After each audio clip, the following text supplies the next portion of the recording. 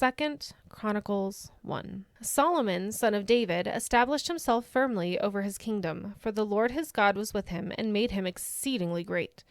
Then Solomon spoke to all Israel, to the commanders of thousands and commanders of hundreds, to the judges and to all the leaders in Israel, the heads of families.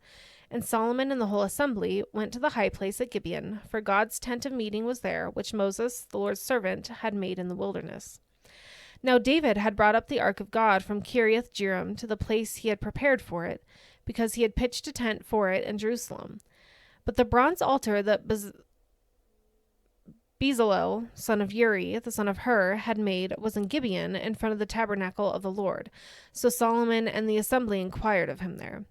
Solomon went up to the bronze altar before the Lord in the tent of meeting and offered 1,000 burnt offerings on it. That night God appeared to Solomon and said to him, "Ask for whatever you want me to give you." Solomon answered God, "You have shown great kindness to David my father, and have made me king in his place. Now, Lord God, let your promise to my father David be confirmed, for you have made me king over a people who are as numerous as the dust of the earth. Give me wisdom and knowledge that I may lead this people, for who is able to govern this great people of yours?" God said to Solomon, "Since this is your heart's desire, and you have not asked for wealth, possessions, or honor, nor for the death of your enemies, and since you have not asked for a long life, but for wisdom and knowledge to govern my people over whom I have made you king, therefore wisdom and knowledge will be given you. And I will also give you wealth, possessions, and honor, such as no king who was before you ever had, and none after you will have." Then Solomon went to Jerusalem from the high place at Gibeon, from before the tent of meeting, and he reigned over Israel. Solomon accumulated chariots and horses. He had 1,400 chariots and 12,000 horses, which he kept in the chariot cities and also with him in Jerusalem. The king made silver and gold as common in Jerusalem as stones, and cedar as plentiful as sycamore fig trees in the foothills. Solomon's horses were imported from Egypt and from Kue. The royal merchants purchased them from Kue at the current price. They imported a chariot from Egypt for 600 shekels of silver, and a horse for 150. They also exported them to all the kings of the Hittites and of the Arameans. 2 Chronicles 2. Solomon gave orders to build a temple for the name of the Lord and a royal palace for himself. He conscripted 70,000 men as carriers, and 80,000 as stonecutters in the hills, and 3,600 as foremen over them. Solomon sent this message to Hiram, king of Tyre: "Send me cedar logs as you did for my father David when you sent him cedar to build a palace to live in. Now I am about to build a temple for the name of the Lord my God and to dedicate it to him for burning fragrant incense before him, for setting out the consecrated bread regularly, and for making burnt offerings every morning and evening and on the Sabbaths and the new moons and at the appointed festivals of the Lord our God. This is a lasting ordinance for Israel. The temple I am going to build will be great, because our God is greater than all other gods. But who is able to build a temple for him, since the heavens, even the highest heavens, cannot contain him? Who then am I to build a temple for him, except as a place to burn sacrifices before him? Send me, therefore, a man skilled to work in gold and silver, bronze and iron, and in purple, crimson, and blue yarn, and experienced in the art of engraving, to work in Judah and Jerusalem with my skilled workers, whom my father David provided. Send me also cedar, juniper, and algum logs from Lebanon, for I know that your servants are skilled in cutting timber there. My servants will work with yours to provide me with plenty of lumber, because the temple I build must be large and magnificent. I give your servants, the woodsmen who cut the timber, 20,000 cores of ground wheat, 20,000 cores of barley, 20,000 baths of wine, and 20,000 baths of olive oil." Hiram, king of Tyre, replied by letter to Solomon, "Because the Lord loves his people, he has made you their king." And Hiram added, "Praise be to the Lord, the God of Israel, who made heaven and earth. He has given King David a wise son, endowed with intelligence and discernment, who will build a temple for the Lord and a palace for himself. I am sending you Hiram-Abi, a man of great skill, whose mother was from Dan and whose father was from Tyre. He is trained to work in gold and silver, bronze and iron, stone and wood, and with purple and blue and crimson yarn, and fine linen. He is experienced in all kinds of engraving and can execute any design given to him. He will work with your skilled workers and with those of my lord, David your father. Now let my lord send his servants the wheat and barley and the olive oil and wine he promised, and we will cut all the logs from Lebanon that you need and will float them as rafts by sea down to Joppa. You can then take them up to Jerusalem." Solomon took a census of all the foreigners residing in Israel after the census his father David had taken, and they were found to be 153,600. He assigned 70,000 of them to be carriers and 80,000 to be stonecutters in the hills, with 3,600 foremen over them to keep the people working. 2 Chronicles 3. Then Solomon began to build the temple of the Lord in Jerusalem on Mount Moriah, where the Lord had appeared to his father David. It was on the threshing floor of Araunah, the Jebusite, the place provided by David. He began building on the 2nd day of the 2nd month in the 4th year of his reign. The foundation Solomon laid for building the temple of God was 60 cubits long and 20 cubits wide, using the cubit of the old standard. The portico at the front of the temple was 20 cubits long across the width of the building and 20 cubits high. He overlaid the inside with pure gold. He paneled the main hall with juniper and covered it with fine gold and decorated it with palm tree and chain designs. He adorned the temple with precious stones, and the gold he used was gold of Parvaim. He overlaid the ceiling beams, door frames, walls, and doors of the temple with gold, and he carved cherubim on the walls. He built the most holy place, its length corresponding to the width of the temple, 20 cubits long and 20 cubits wide. He overlaid the inside with 600 talents of fine gold. The gold nails weighed 50 shekels. He also overlaid the upper parts with gold. For the most holy place, he made a pair of sculptured cherubim and overlaid them with gold. The total wingspan of the cherubim was 20 cubits. One wing of the first cherubim was 5 cubits long and touched the temple wall, while its other wing, also 5 cubits long, touched the wing of the other cherubim. Similarly, one wing of the second cherubim was 5 cubits long and touched the other temple wall, and its other wing, also 5 cubits long, touched the wing of the first cherubim. The wings of these cherubim extended 20 cubits. They stood on their feet facing the main hall. He made the curtain of blue, purple, and crimson yarn and fine linen with cherubim worked into it. For the front of the temple, he made 2 pillars, which together were 35 cubits long, each with a capital 5 cubits high. He made interwoven chains and put them on top of the pillars. He also made 100 pomegranates and attached them to the chains.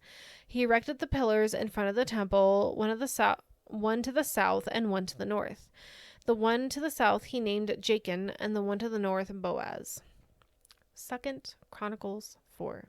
He made a bronze altar, 20 cubits long, 20 cubits wide, and 10 cubits high. He made the sea of cast metal, circular in shape, measuring 10 cubits from rim to rim and 5 cubits high. He took a line of 30 cubits to measure around it. Below the rim, figures of bulls encircled it, 10 to a cubit. The bulls were cast in 2 rows and one piece with the sea. The sea stood on 12 bowls, 3 facing north, 3 facing west, 3 facing south, and 3 facing east. The sea rested on top of them, and their hindquarters were toward the center. It was the handbreadth in thickness, and its rim was like the rim of a cup, like a lily blossom. It held 3,000 baths. He then made 10 basins for washing, and placed 5 on the south side and 5 on the north. In them, the things to be used for the burnt offerings were rinsed, but the sea was to be used by the priests for washing. He made 10 gold lampstands according to the specifications for them and placed them in the temple, 5 on the south side and 5 on the north. He made 10 tables and placed them in the temple, 5 on the south side and 5 on the north. He also made 100 gold sprinkling bowls. He made the courtyard of the priests and the large court and the doors for the court and overlaid the doors with bronze. He placed the sea on the south side and the southeast corner, at the southeast corner. And Hiram also made the pots and shovels and sprinkling bowls. So Hiram finished the work he had undertaken for King Solomon in the temple of God.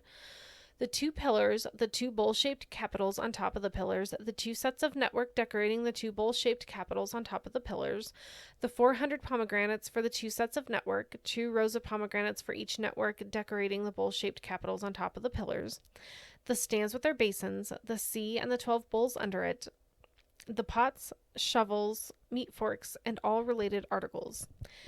All the objects that Hiram-Abi made for King Solomon for the temple of the Lord were of polished bronze. The king had them cast in clay molds in the plain of the Jordan between Succoth and Zarethan. All these things that Solomon made amounted to so much that the weight of the bronze could not be calculated. Solomon also made all the furnishings that were in God's temple: the golden altar, the tables on which was the bread of the presence, the lampstands of pure gold with their lamps to burn in front of the inner sanctuary as prescribed, the gold floral work and lamps and tongs, they were solid gold, the pure gold wick trimmers, sprinkling bowls, dishes, and censers, and the gold doors of the temple, the inner doors of the most holy place, and the door of the main hall. 2 Chronicles 5. When all the work Solomon had done for the temple of the Lord was finished, he brought in the things his father David had dedicated, the silver and gold and all the furnishings, and he placed them in the treasury of God's temple.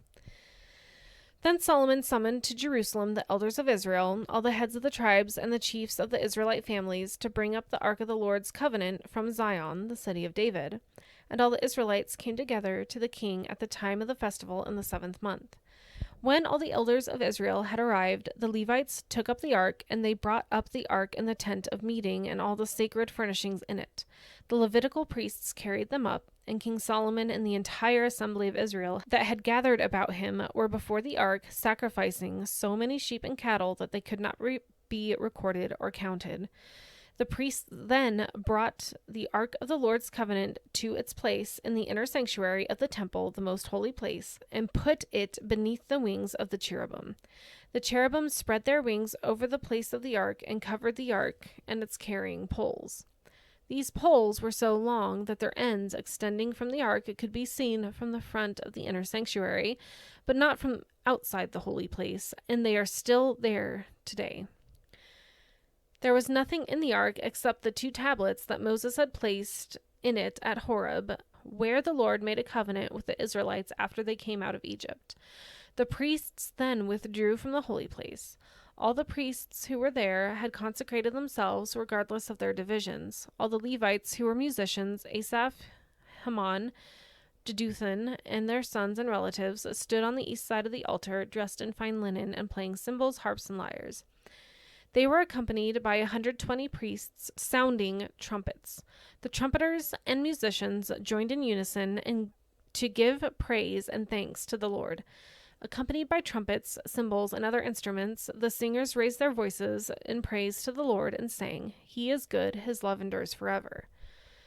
Then the temple of the Lord was filled with the cloud, and the priests could not perform their service because of the cloud, for the glory of the Lord filled the temple of God. 2 Chronicles 6. Then Solomon said, "The Lord has said that he would dwell in a dark cloud. I have built a magnificent temple for you, a place for you to dwell forever."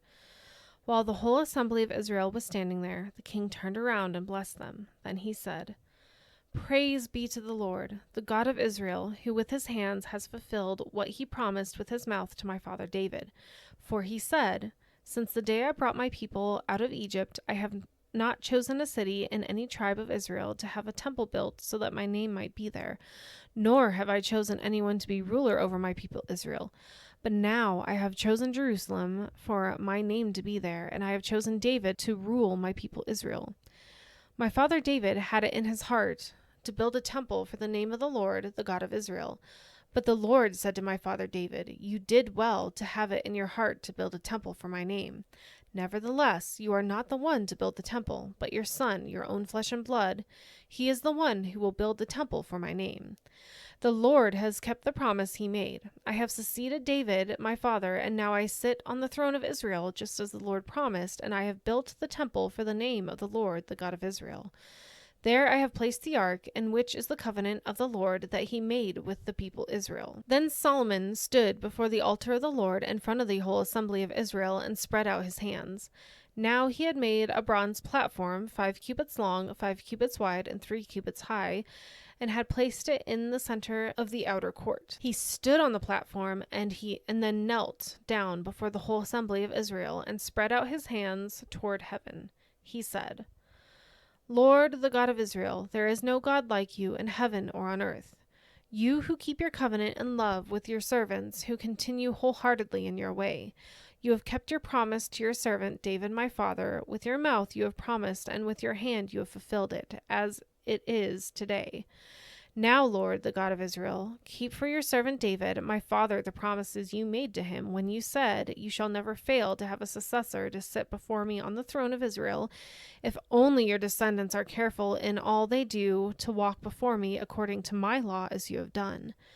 And now, Lord, the God of Israel, let your word that you promised your servant David come true. But will God really dwell on earth with humans?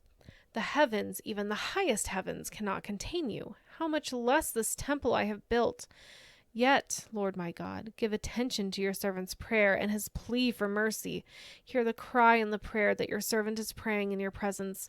May your eyes be open toward this temple day and night, this place of which you said you would put your name there. May you hear the prayer your servant prays toward this place. Hear the supplications of your servant and of your people Israel when they pray toward this place. Hear from the heaven your dwelling place, and when you hear, forgive. When anyone wrongs their neighbor and is required to take an oath, and they come and swear the oath before your altar in this temple, then hear from the heaven and act. Judge between your servants, condemning the guilty and bringing down on their heads what they have done, and vindicating the innocent by treating them in accordance with their innocence. When your people Israel have been defeated by an enemy because they have sinned against you, and when they turn back and give praise to your name, praying and making supplication before you in this temple, then hear from heaven and forgive the sin of your people Israel and bring them back to the land you gave them and their ancestors. When the heavens are shut up and there is no rain because your people have sinned against you, and when they pray toward this place and give praise to your name and turn from their sin because you have afflicted them, then hear from the heaven and forgive the sin of your servants, your people Israel. Teach them the right way to live, and send rain on the land you gave your people for an inheritance.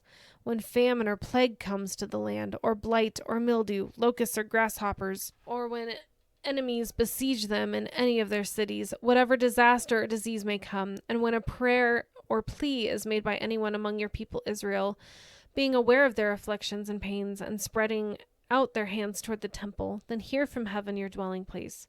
Forgive and deal with everyone according to all they do, since you know their hearts, for you alone know the human heart, so that they will fear you and walk in obedience to you all the time they live in the land you gave our ancestors. As for the foreigner who does not belong to your people Israel, but has come from a distant land because of your great name and your mighty hand and your outstretched arm, when they come and pray toward the temple, then hear from heaven your dwelling place. Do whatever the foreigner asks of you, so that all the peoples of the earth may know your name and fear you, as do your own people Israel, and may know that this house I have built bears your name. When your people go to war against their enemies, wherever you send them, and when they pray to you toward the city you have chosen and the temple I have built for your name, then hear from the heaven their prayer and their plea and uphold their cause.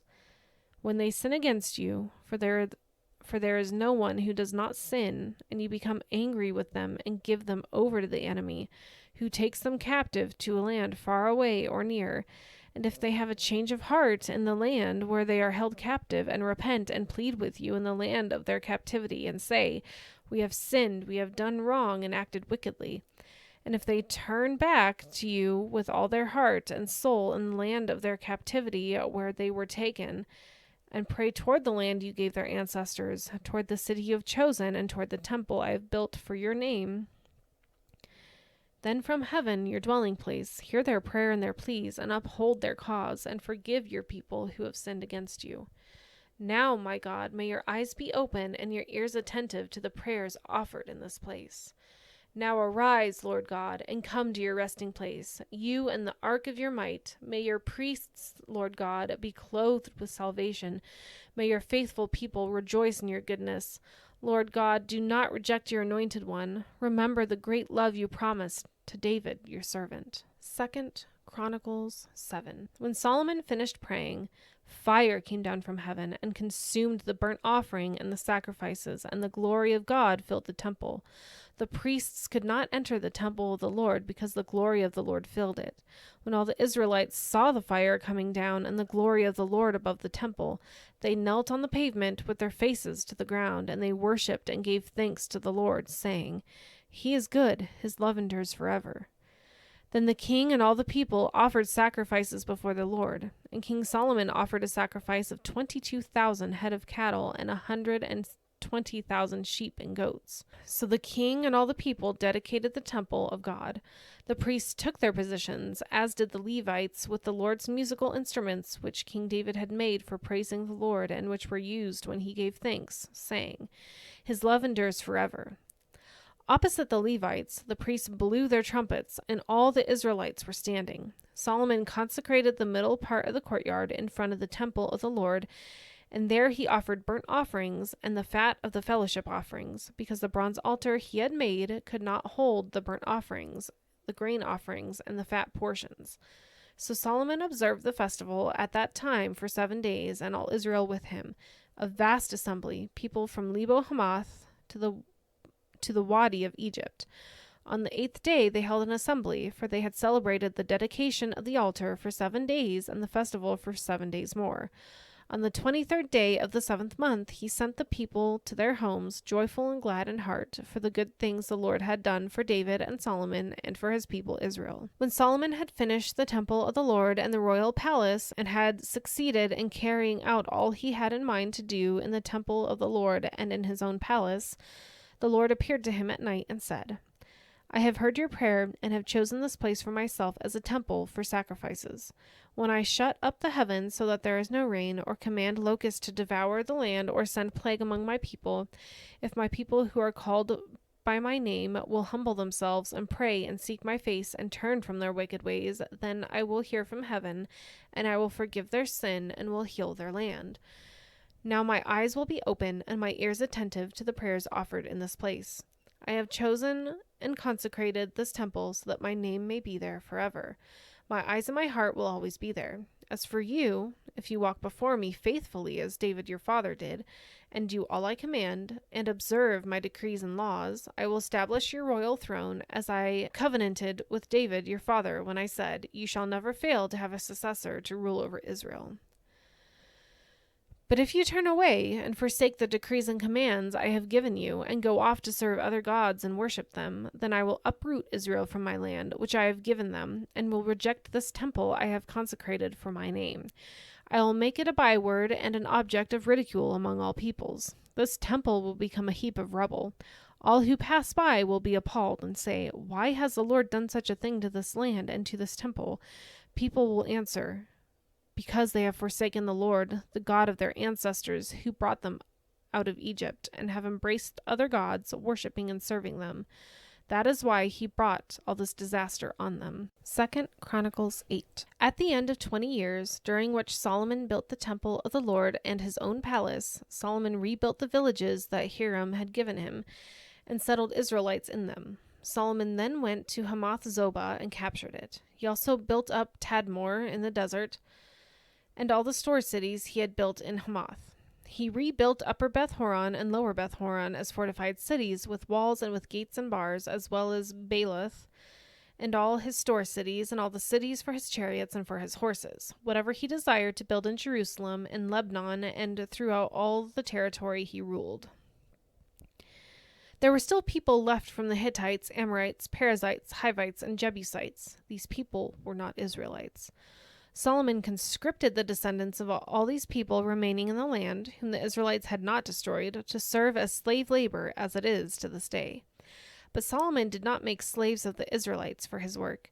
They were his fighting men, commanders of his captains, and commanders of his chariots and charioteers. They were also King Solomon's chief officials, 250 officials supervising the men. Solomon brought Pharaoh's daughter up from the city of David to the palace he had built for her, for he said, "My wife must not live in the palace of David, king of Israel, because the places the ark of the Lord has entered are holy. On the altar of the Lord that he had built in front of the portico, Solomon sacrificed burnt offerings to the Lord according to the daily requirement for offerings commanded by Moses for the Sabbaths, the new moons, and the 3 annual festivals, the festival of unleavened bread, the festival of weeks, and the festival of tabernacles. In the keeping with the ordinance of his father David, he appointed the divisions of the priests for their duties, and the Levites to lead the praise and to assist the priests according to each day's requirement. He also appointed the gatekeepers by divisions for the various gates, because this is what David, the man of God, had ordered. They did not deviate from the king's commands to the priests or to the Levites in any matter, including that of the treasuries.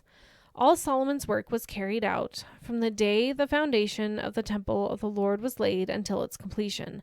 So the temple of the Lord was finished. Then Solomon went to Ezion-Geber and Elath on the coast of Edom. And Hiram sent him ships commanded by his own men, sailors who knew the sea. These with Solomon's men sailed to Ophir and brought back 450 talents of gold, which they delivered to King Solomon. 2 Chronicles 9. When the queen of Sheba heard of Solomon's fame, she came to Jerusalem to test him with hard questions. Arriving with a very great caravan, with camels carrying spices, large quantities of gold, and precious stones, she came to Solomon and talked with him about all she had on her mind. Solomon answered all her questions. Nothing was too hard for him to explain to her. When the queen of Sheba saw the wisdom of Solomon, as well as the palace he had built, the food on his table, the seating of his officials, the attending servants in their robes, the cupbearers in their robes, and the burnt offerings he made at the temple of the Lord, she was overwhelmed. She said to the king, "The report I heard in my own city about your achievements and your wisdom is true, but I did not believe what they said until I came and saw with my own eyes. Indeed, not even half the greatness of your wisdom was told me. You have far exceeded the report I heard. How happy your people must be! How happy your officials who continually stand before you and hear your wisdom. Praise be to the Lord your God, who has delighted in you and placed you on his throne as king to rule for the Lord your God. Because of the love of your God for Israel and his desire to uphold them forever, he has made you king over them, to maintain justice and righteousness." Then she gave the king 120 talents of gold, large quantity of spices, and precious stones. There had never been such spices as those the queen of Sheba gave to King Solomon. The servants of Hiram and the servants of Solomon brought gold from Ophir. They also brought algum wood and precious stones. The king used the algum wood to make steps for the temple of the Lord and for the royal palace, and to make harps and lyres for the musicians. Nothing like them had ever been seen in Judah. King Solomon gave the queen of Sheba all she desired and asked for. He gave her more than she had brought to him. Then she left and returned with her retinue to her own country. The weight of the gold that Solomon received yearly was 666 talents, not including the revenues brought in by merchants and traders. Also, all the kings of Arabia and the governors of the territories brought gold and silver to Solomon. King Solomon made 200 large shields of hammered gold. 600 shekels of hammered gold went into each shield. He also made 300 small shields of hammered gold, with 300 shekels of gold in each shield. The king put them in the palace of the forest of Lebanon. Then the king made a great throne covered with ivory, overlaid with pure gold. The throne had 6 steps, and a footstool of gold was attached to it. On both sides of the seat were armrests, with a lion standing beside each of them. 12 lions stood on 6 steps, one at either end of each step. Nothing like it had ever been made for any other kingdom. All King Solomon's goblets were gold, and all the household articles in the palace of the forest of Lebanon were pure gold. Nothing was made of silver, because silver was considered of little value in Solomon's day. The king had a fleet of trading ships manned by Hiram's servants.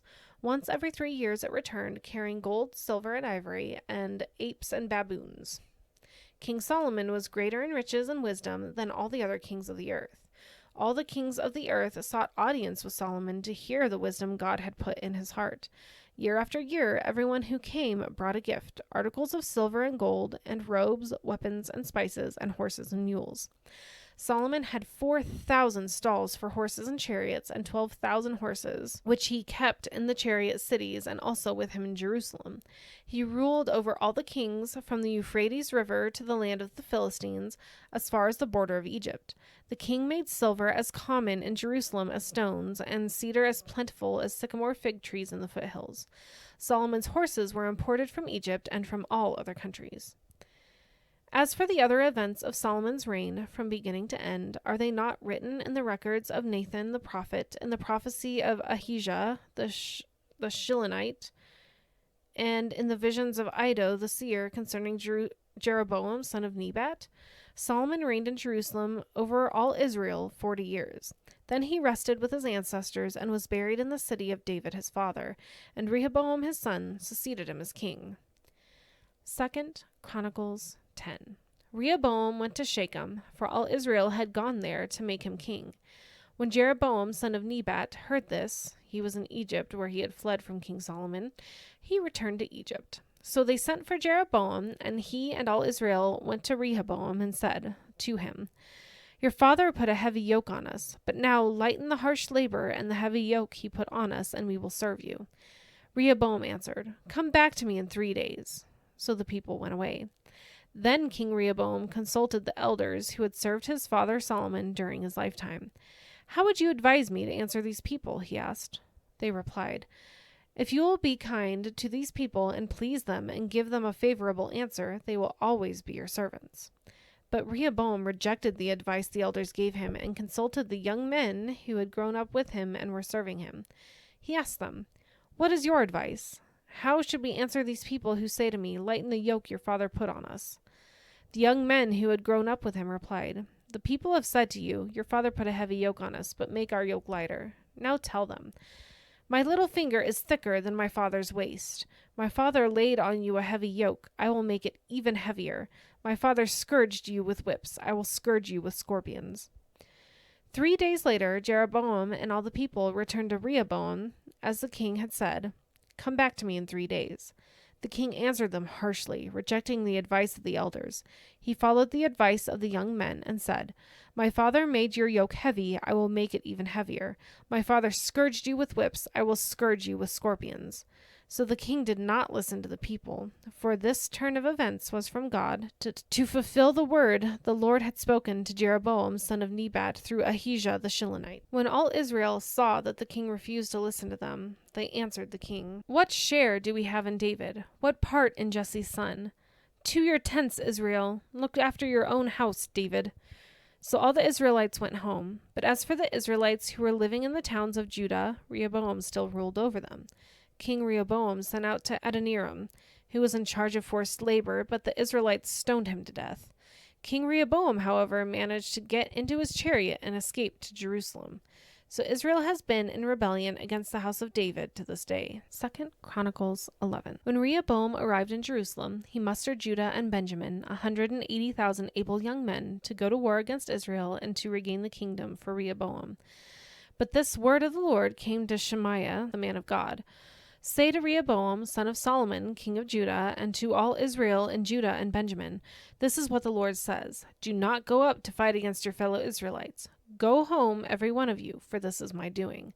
So they obeyed the word of the Lord and turned back from marching against Jeroboam.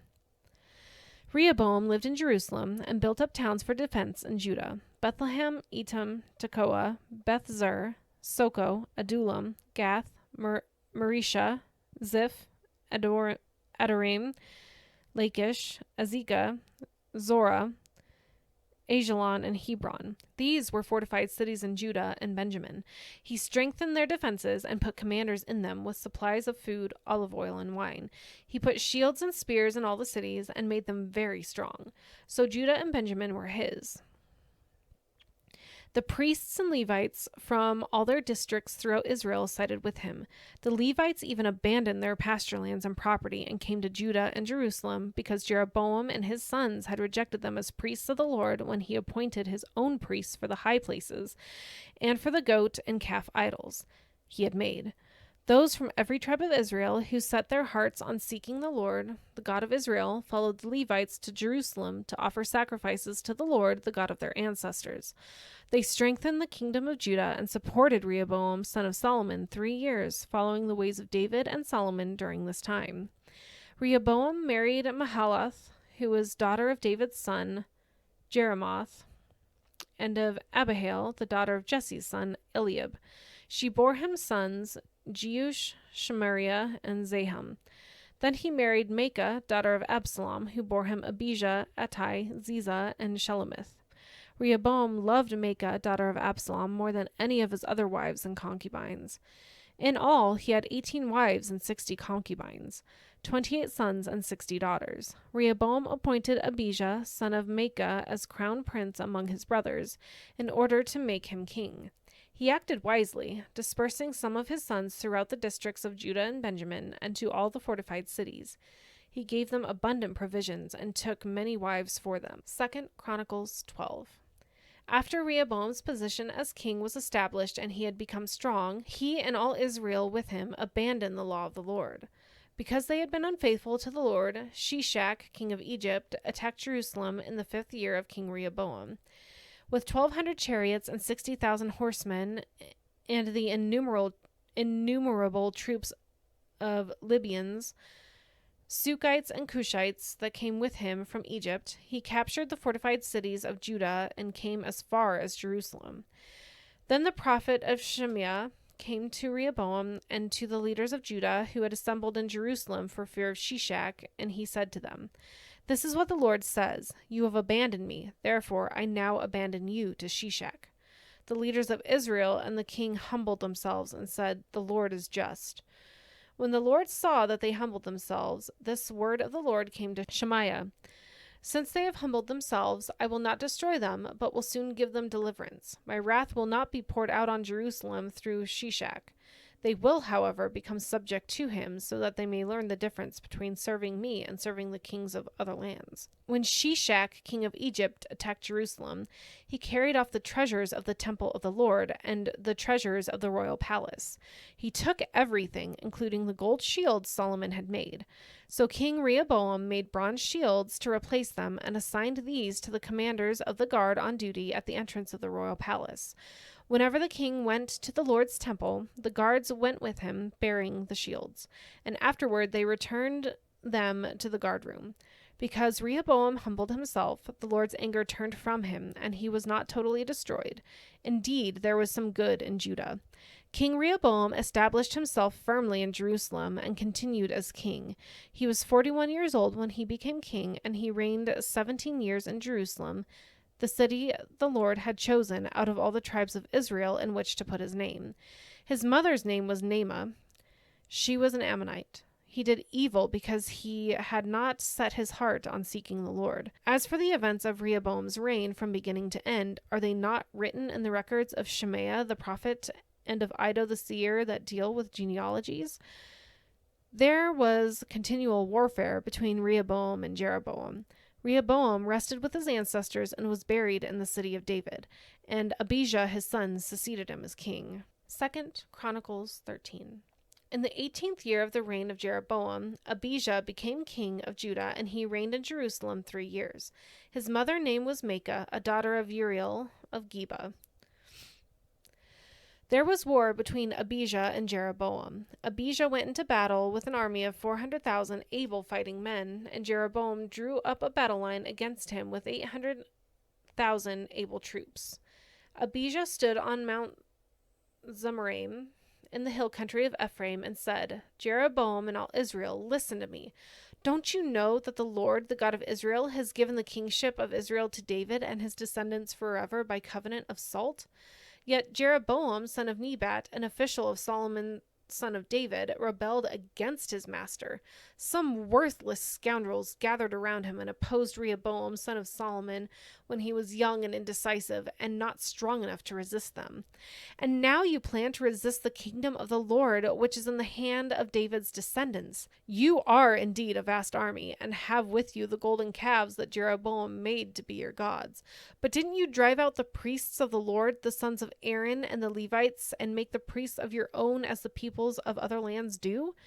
Whoever comes to consecrate himself with the young bull and 7 rams may become a priest of what are not gods.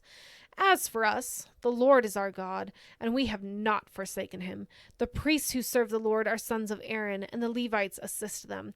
Every morning and evening they present burnt offerings and fragrant incense to the Lord.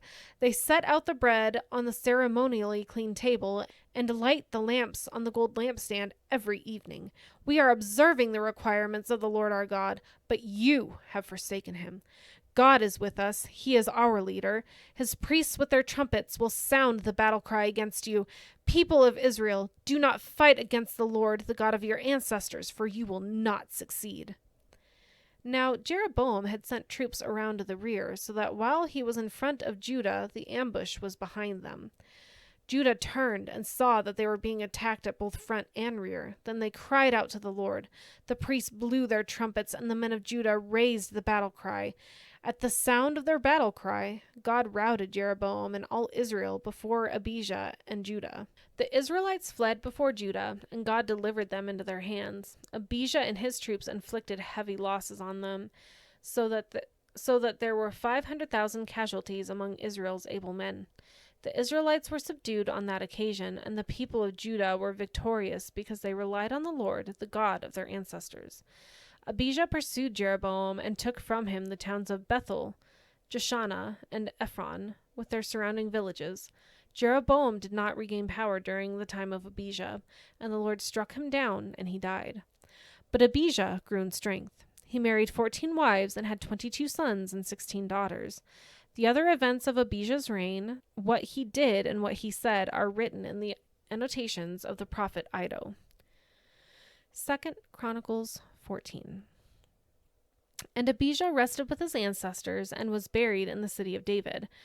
Asa, his son, succeeded him as king, and in his days the country was at peace for 10 years. Asa did what was good and right in the eyes of the Lord his God. He removed the foreign altars at the high places, smashed the sacred stones, and cut down the Asherah poles. He commanded Judah to seek the Lord, the God of their ancestors, and to obey his laws and commands. He removed the high places and incense altars in every town in Judah, and the kingdom was at peace under him. He built up the fortified cities of Judah, since the land was at peace. No one was at war with him during those years, for the Lord gave him rest. Let us build up these towns, he said to Judah, and put walls around them, with towers, gates, and bars. The land is still ours, because we have sought the Lord our God. We sought him, and he has given us rest on every side. So they built and prospered. Asa had an army of 300,000 men from Judah, equipped with large shields and with spears, and 280,000 from Benjamin, armed with small shields and with bows. All these were brave fighting men. Zerah the Cushite marched out against them with an army of thousands upon thousands and 300 chariots, and came as far as Marisha. Asa went out to meet him, and they took up battle positions in the valley of Zaphatha near Marisha. Then Asa called to the Lord God and said, Lord, there is no one like you to help the powerless against the mighty. Help us, Lord God, for we rely on you, and in your name we have come against this vast army. Lord, you are our God. Do not let mere mortals prevail against you. The Lord struck down the Cushites before Asa and Judah. The Cushites fled, and Asa and his army pursued them as far as Gerar. Such a great number of Cushites fell that they could not recover. They were crushed before the Lord and his forces. The men of Judah carried off a large amount of plunder. They destroyed all the villages around Gerar, for the terror of the Lord had fallen on them. They looted all these villages, since there was much plunder there. They also attacked the camps of the herders and carried off droves of sheep and goats and camels. Then they returned to Jerusalem. 2 Chronicles 15. The Spirit of God came on Azariah, son of Oded. He went out to meet Asa and said to him, Listen to me, Asa and all Judah and Benjamin. The Lord is with you when you are with him. If you seek him, he will be found by you. But if you forsake him, he will forsake you. For a long time, Israel was without the true God, without a priest to teach, and without the law. But in their distress, they turned to the Lord, the God of Israel, and sought him, and he was found by them. In those days it was not safe to travel about, for all the inhabitants of the lands were in great turmoil. One nation was being crushed by another, and one city by another, because God was troubling them with every kind of distress. But as for you, be strong and do not give up, for your work will be rewarded. When Asa heard these words and the prophecy of Azariah, son of Oded the prophet, he took courage. He removed the detestable idols from the whole land of Judah and Benjamin, and from the towns he had captured in the hills of Ephraim. He repaired the altar of the Lord that was in front of the portico of the Lord's temple. Then he assembled all Judah and Benjamin and the people from Ephraim, Manasseh, and Simeon who had settled among them, for large numbers had come over to him from Israel when they saw that the Lord his God was with him. They assembled at Jerusalem in the 3rd month of the 15th year of Asa's reign. At that time they sacrificed to the Lord 700 head of cattle and 7,000 sheep and goats from the plunder they had brought back. They entered into a covenant to seek the Lord, the God of their ancestors, with all their heart and soul. All who would not seek the Lord, the God of Israel, were to be put to death, whether small or great, man or woman. They took an oath to the Lord with loud acclamation, with shouting, and with trumpets and horns. All Judah rejoiced about the oath because they had sworn it wholeheartedly. They sought God eagerly, and he was found by them. So the Lord gave him rest on every side. King Asa also deposed his grandmother Maacah from her position as queen mother because she had made a repulsive image for the worship of Asherah. Asa cut it down, broke it up, and burned it in the Kidron Valley. Although he did not remove the high places from Israel, Asa's heart was fully committed to the Lord all his life. He brought into the temple of God the silver and gold and the articles that he and his father had dedicated. There was no more war until the 35th year of Asa's reign. 2 Chronicles 16. In the 36th year of Asa's reign, Baasha, king of Israel, went up against Judah and fortified Ramah to prevent anyone from leaving or entering the territory of Asa, king of Judah. Asa then took the silver and gold out of the treasuries of the Lord's temple and of his own palace and sent it to Ben-Hadad, king of Aram, who was ruling in Damascus. "Let there be a treaty between me and you," he said, "as there was between my father and your father. See, I am sending you silver and gold. Now break your treaty with Baasha, king of Israel, so he will withdraw from me." Ben-Hadad agreed with King Asa and sent the commanders of his forces against the towns of Israel. They conquered Ijon, Dan, Abel-Maim, and all the store cities of Naphtali. When Baasha heard this, he stopped building Ramah and abandoned his work. Then King Asa brought all the men of Judah, and they carried away from Ramah the stones and timber Baasha had been using. With them he built up Geba and Mizpah. At that time, Hanani the seer came to Asa, king of Judah, and said to him, "Because you relied on the king of Aram and not on the Lord your God, the army of the king of Aram has escaped from your hand. Were not the Cushites and Libyans a mighty army with great numbers of chariots and horsemen? Yet when you relied on the Lord, he delivered them into your hand. For the eyes of the Lord range throughout the earth to strengthen those whose hearts are fully committed to him.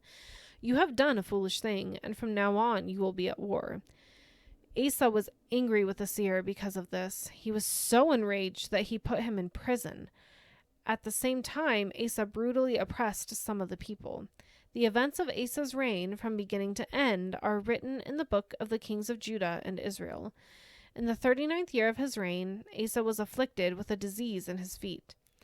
Though his disease was severe, even in his illness he did not seek help from the Lord, but only from his physician. Then in the 41st year of his reign, Asa died and rested with his ancestors. They buried him in the tomb that he had cut out for himself in the city of David.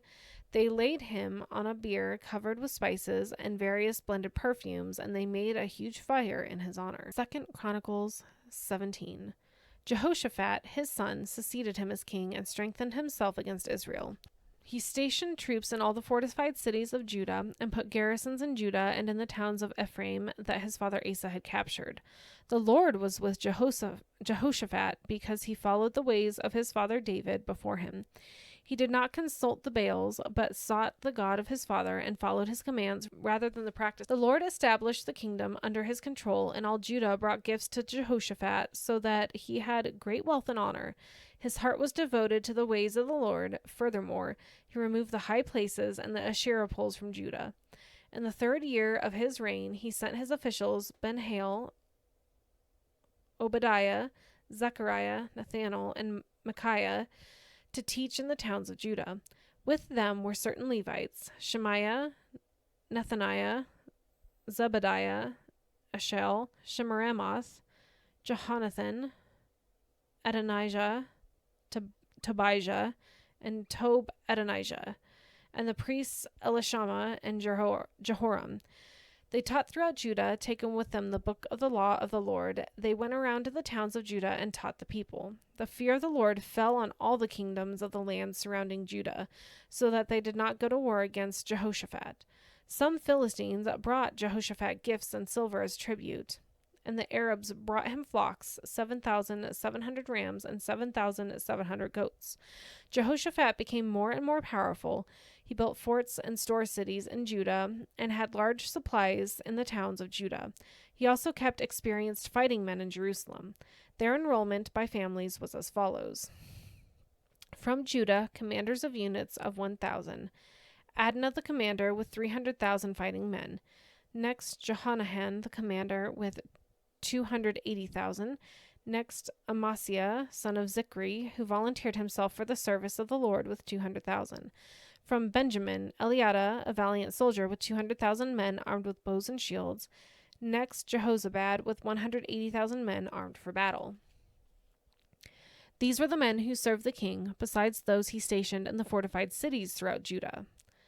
2 Chronicles 18. Now Jehoshaphat had great wealth and honor, and he allied himself with Ahab by marriage. Some years later, he went down to Ahab in Samaria. Ahab slaughtered many sheep and cattle for him and the people with him, and urged him to attack Ramoth-Gilead. Ahab, king of Israel, asked Jehoshaphat, king of Judah, "Will you go with me against Ramoth-Gilead?" Jehoshaphat replied, "I am as you are, and my people as your people. We will join you in the war." But Jehoshaphat also said to the king of Israel, "First seek the counsel of the Lord." So the king of Israel brought together the prophets, 400 men, and asked them, "Shall we go to war against Ramoth-Gilead, or shall I not?" "Go," they answered, "for God will give it into the king's hands." But Jehoshaphat asked, "Is there no longer a prophet of the Lord here whom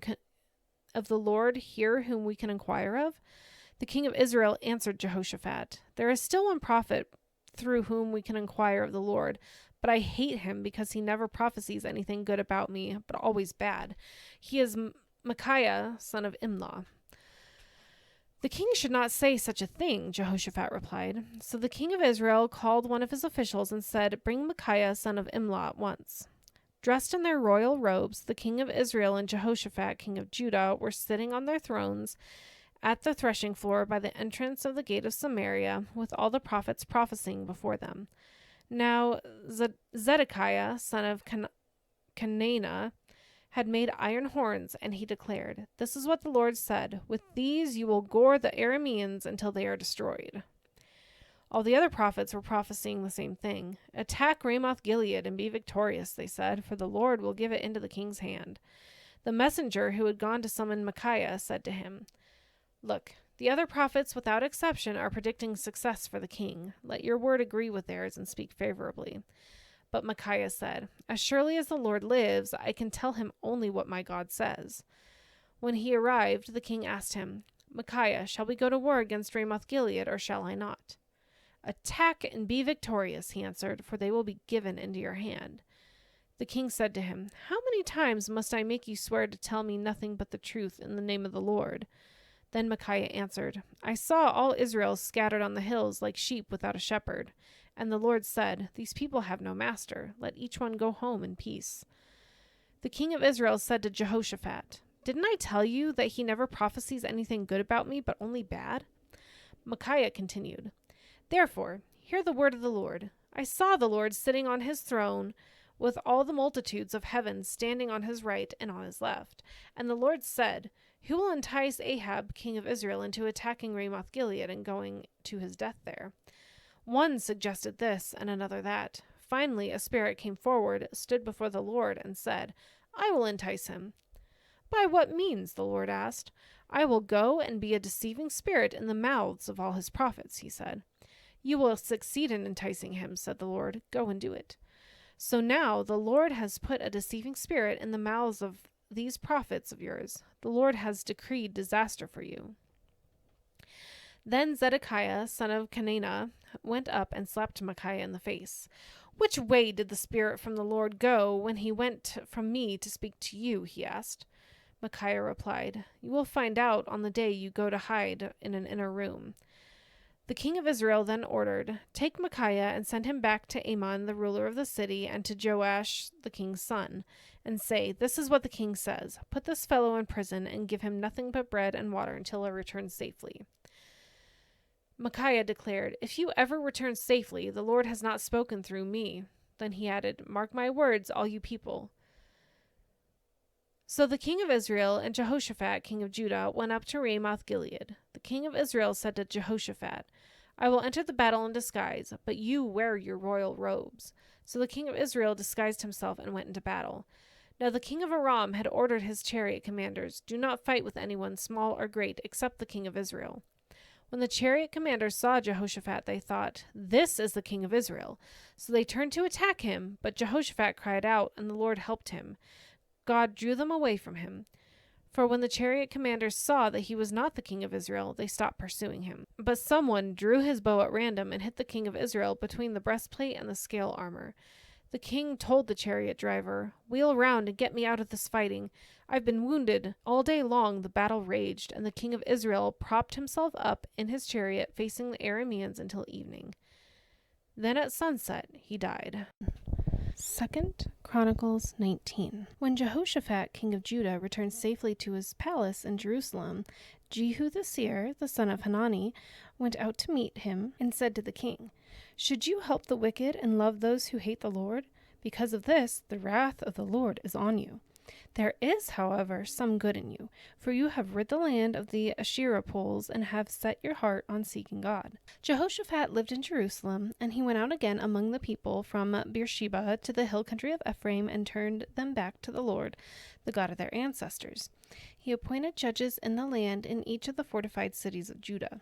He told them, Consider carefully what you do, because you are not judging for mere mortals, but for the Lord who is with you whenever you give a verdict. Now let the fear of the Lord be on you. Judge carefully, for with the Lord our God there is no injustice or partiality or bribery. In Jerusalem also, Jehoshaphat appointed some of the Levites, priests, and heads of Israelite families to administer the law of the Lord and to settle disputes, and they lived in Jerusalem. He gave them these orders. You must serve faithfully and wholeheartedly in the fear of the Lord, and every case that comes before you from your people who live in the cities, whether bloodshed or other concerns of the law, commands, decrees, or regulations, you are to warn them not to sin against the Lord, otherwise his wrath will come on you and your people. Do this, and you will not sin. Amariah, the chief priest, will be over you in any matter concerning the Lord, and Zebediah, son of Ishmael, the leader of the tribe of Judah, will be over you in any matter concerning the king, and the Levites will serve as officials before you. Act with courage, and may the Lord be with those who do well. 2 Chronicles 20. After this, the Moabites and the Ammonites with some of the Meunites came to wage war against Jehoshaphat.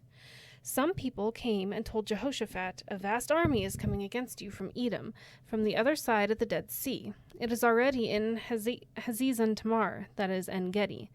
Alarmed, Jehoshaphat resolved to inquire of the Lord, and he proclaimed a fast for all Judah. The people of Judah came together to seek help from the Lord. Indeed, they came from every town in Judah to seek him. Then Jehoshaphat stood up in the assembly of Judah and Jerusalem at the temple of the Lord in front of the new courtyard and said, Lord, the God of our ancestors, are you not the God who is in heaven? You rule over all the kingdoms of the nations. Power and might are in your hand, and no one can withstand you. Our God, did you not drive out the inhabitants of this land before your people Israel and give it forever to the descendants of Abraham your friend? They have lived in it and have built in it a sanctuary for your name, saying, if calamity comes upon us, whether the sword of judgment or plague or famine, we will stand in your presence before the temple that bears your name and will cry out to you in our distress, and you will hear us and save us. But now here are men from Ammon, Moab, and Mount Seir, whose territory you would not allow Israel to invade when they came from Egypt. So they turned away from them and did not destroy them. See how they are repaying us by coming to drive us out of the possession you gave us as an inheritance. Our God, will you not judge them? For we have no power to face this vast army that is attacking us. We do not know what to do, but our eyes are on you. All the men of Judah, with their wives and children and little ones, stood there before the Lord.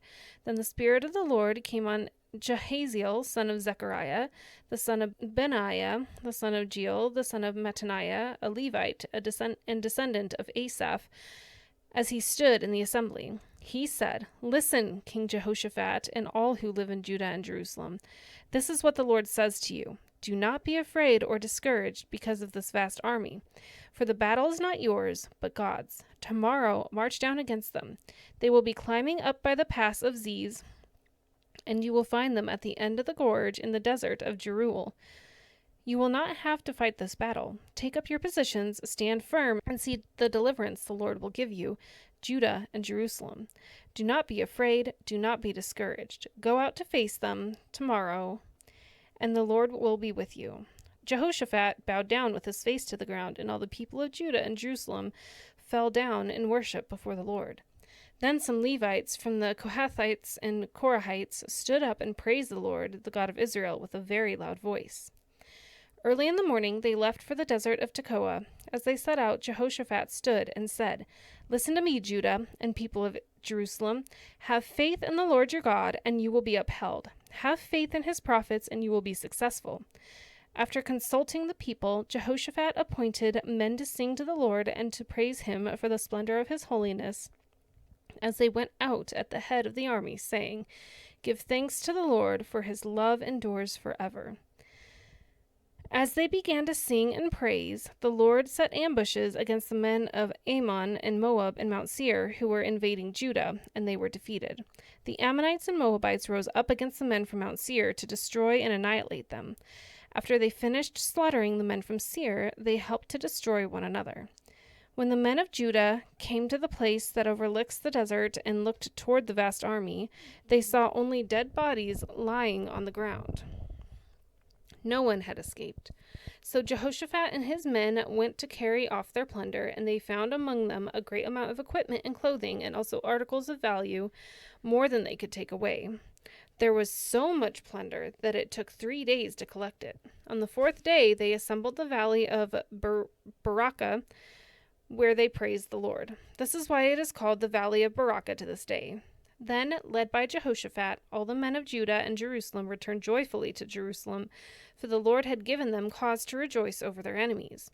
They entered Jerusalem and went to the temple of the Lord with harps and lyres and trumpets. The fear of God came on all the surrounding kingdoms when they heard how the Lord had fought against the enemies of Israel, and the kingdom of Jehoshaphat was at peace, for his God had given him rest on every side. So Jehoshaphat reigned over Judah. He was 35 years old when he became king of Judah, and he reigned in Jerusalem 25 years. His mother's name was Azubah, daughter of Shili. He followed the ways of his father Asa and did not stray from them. He did what was right in the eyes of the Lord. The high places, however, were not removed, and the people still had not set their hearts on the God of their ancestors. The other events of Jehoshaphat's reign from beginning to end are written in the annals of Jehu, son of Hanani, which are recorded in the book of the kings of Israel. Later, Jehoshaphat, king of Judah, made an alliance with Ahaziah, king of Israel, whose ways were wicked. He agreed with him to construct a fleet of trading ships. After these were built at Ezion-Geber, Eleazar, son of Dodavahu of Marisha, prophesied against Jehoshaphat, saying, because you have made an alliance with Ahaziah, the Lord will destroy what you have made. The ships were wrecked and were not able to set sail to trade. 2 Chronicles 21. Then Jehoshaphat rested with his ancestors and was buried with them in the city of David. And Jehoram, his son, succeeded him as king. Jehoram's brothers, the sons of Jehoshaphat, were Azariah, Jehiel, Zechariah, Azariah, Michael, and Shephatiah. All these were sons of Jehoshaphat, king of Israel. Their father had given them many gifts of silver and gold and articles of value, as well as fortified cities in Judah. But he had given the kingdom to Jehoram because he was his firstborn son. When Jehoram established himself firmly over his father's kingdom, he put all his brothers to the sword along with some of the officials of Israel. Jehoram was 32 years old when he became king, and he reigned in Jerusalem 8 years. He followed the ways of the kings of Israel as the house of Ahab had done, for he married a daughter of Ahab. He did evil in the eyes of the Lord. Nevertheless, because of his covenant the Lord had made with David, the Lord was not willing to destroy the house of David. He had promised to maintain a lamp for him and his descendants forever. In the time of Jehoram, Edom rebelled against Judah and set up its own king. So Jehoram went there with his officers and all his chariots. The Edomites surrounded him and his chariot commanders, but he rose up and broke through by night. To this day, Edom has been in rebellion against Judah. Libnah revolted at the same time, because Jehoram had forsaken the Lord, the God of his ancestors. He had also built high places on the hills of Judah, and had caused the people of Jerusalem to prostitute themselves, and had led Judah astray.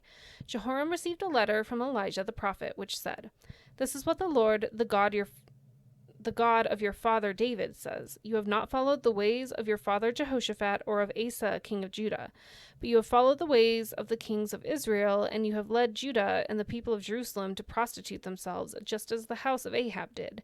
You have also murdered your own brothers, members of your own family, men who were better than you. So now the Lord is about to strike your people, your sons, your wives, and everything that is yours with a heavy blow. You yourself will be very ill with a lingering disease of the bowels until the disease causes your bowels to come out." The Lord aroused against Jehoram the hostility of the Philistines and of the Arabs who lived near the Cushites. They attacked Judah, invading it, and carried out all the goods found in the king's palace, together with his sons and wives. Not a son was left to him except Ahaziah, the youngest. After all this, the Lord afflicted Jehoram with an incurable disease of the bowels.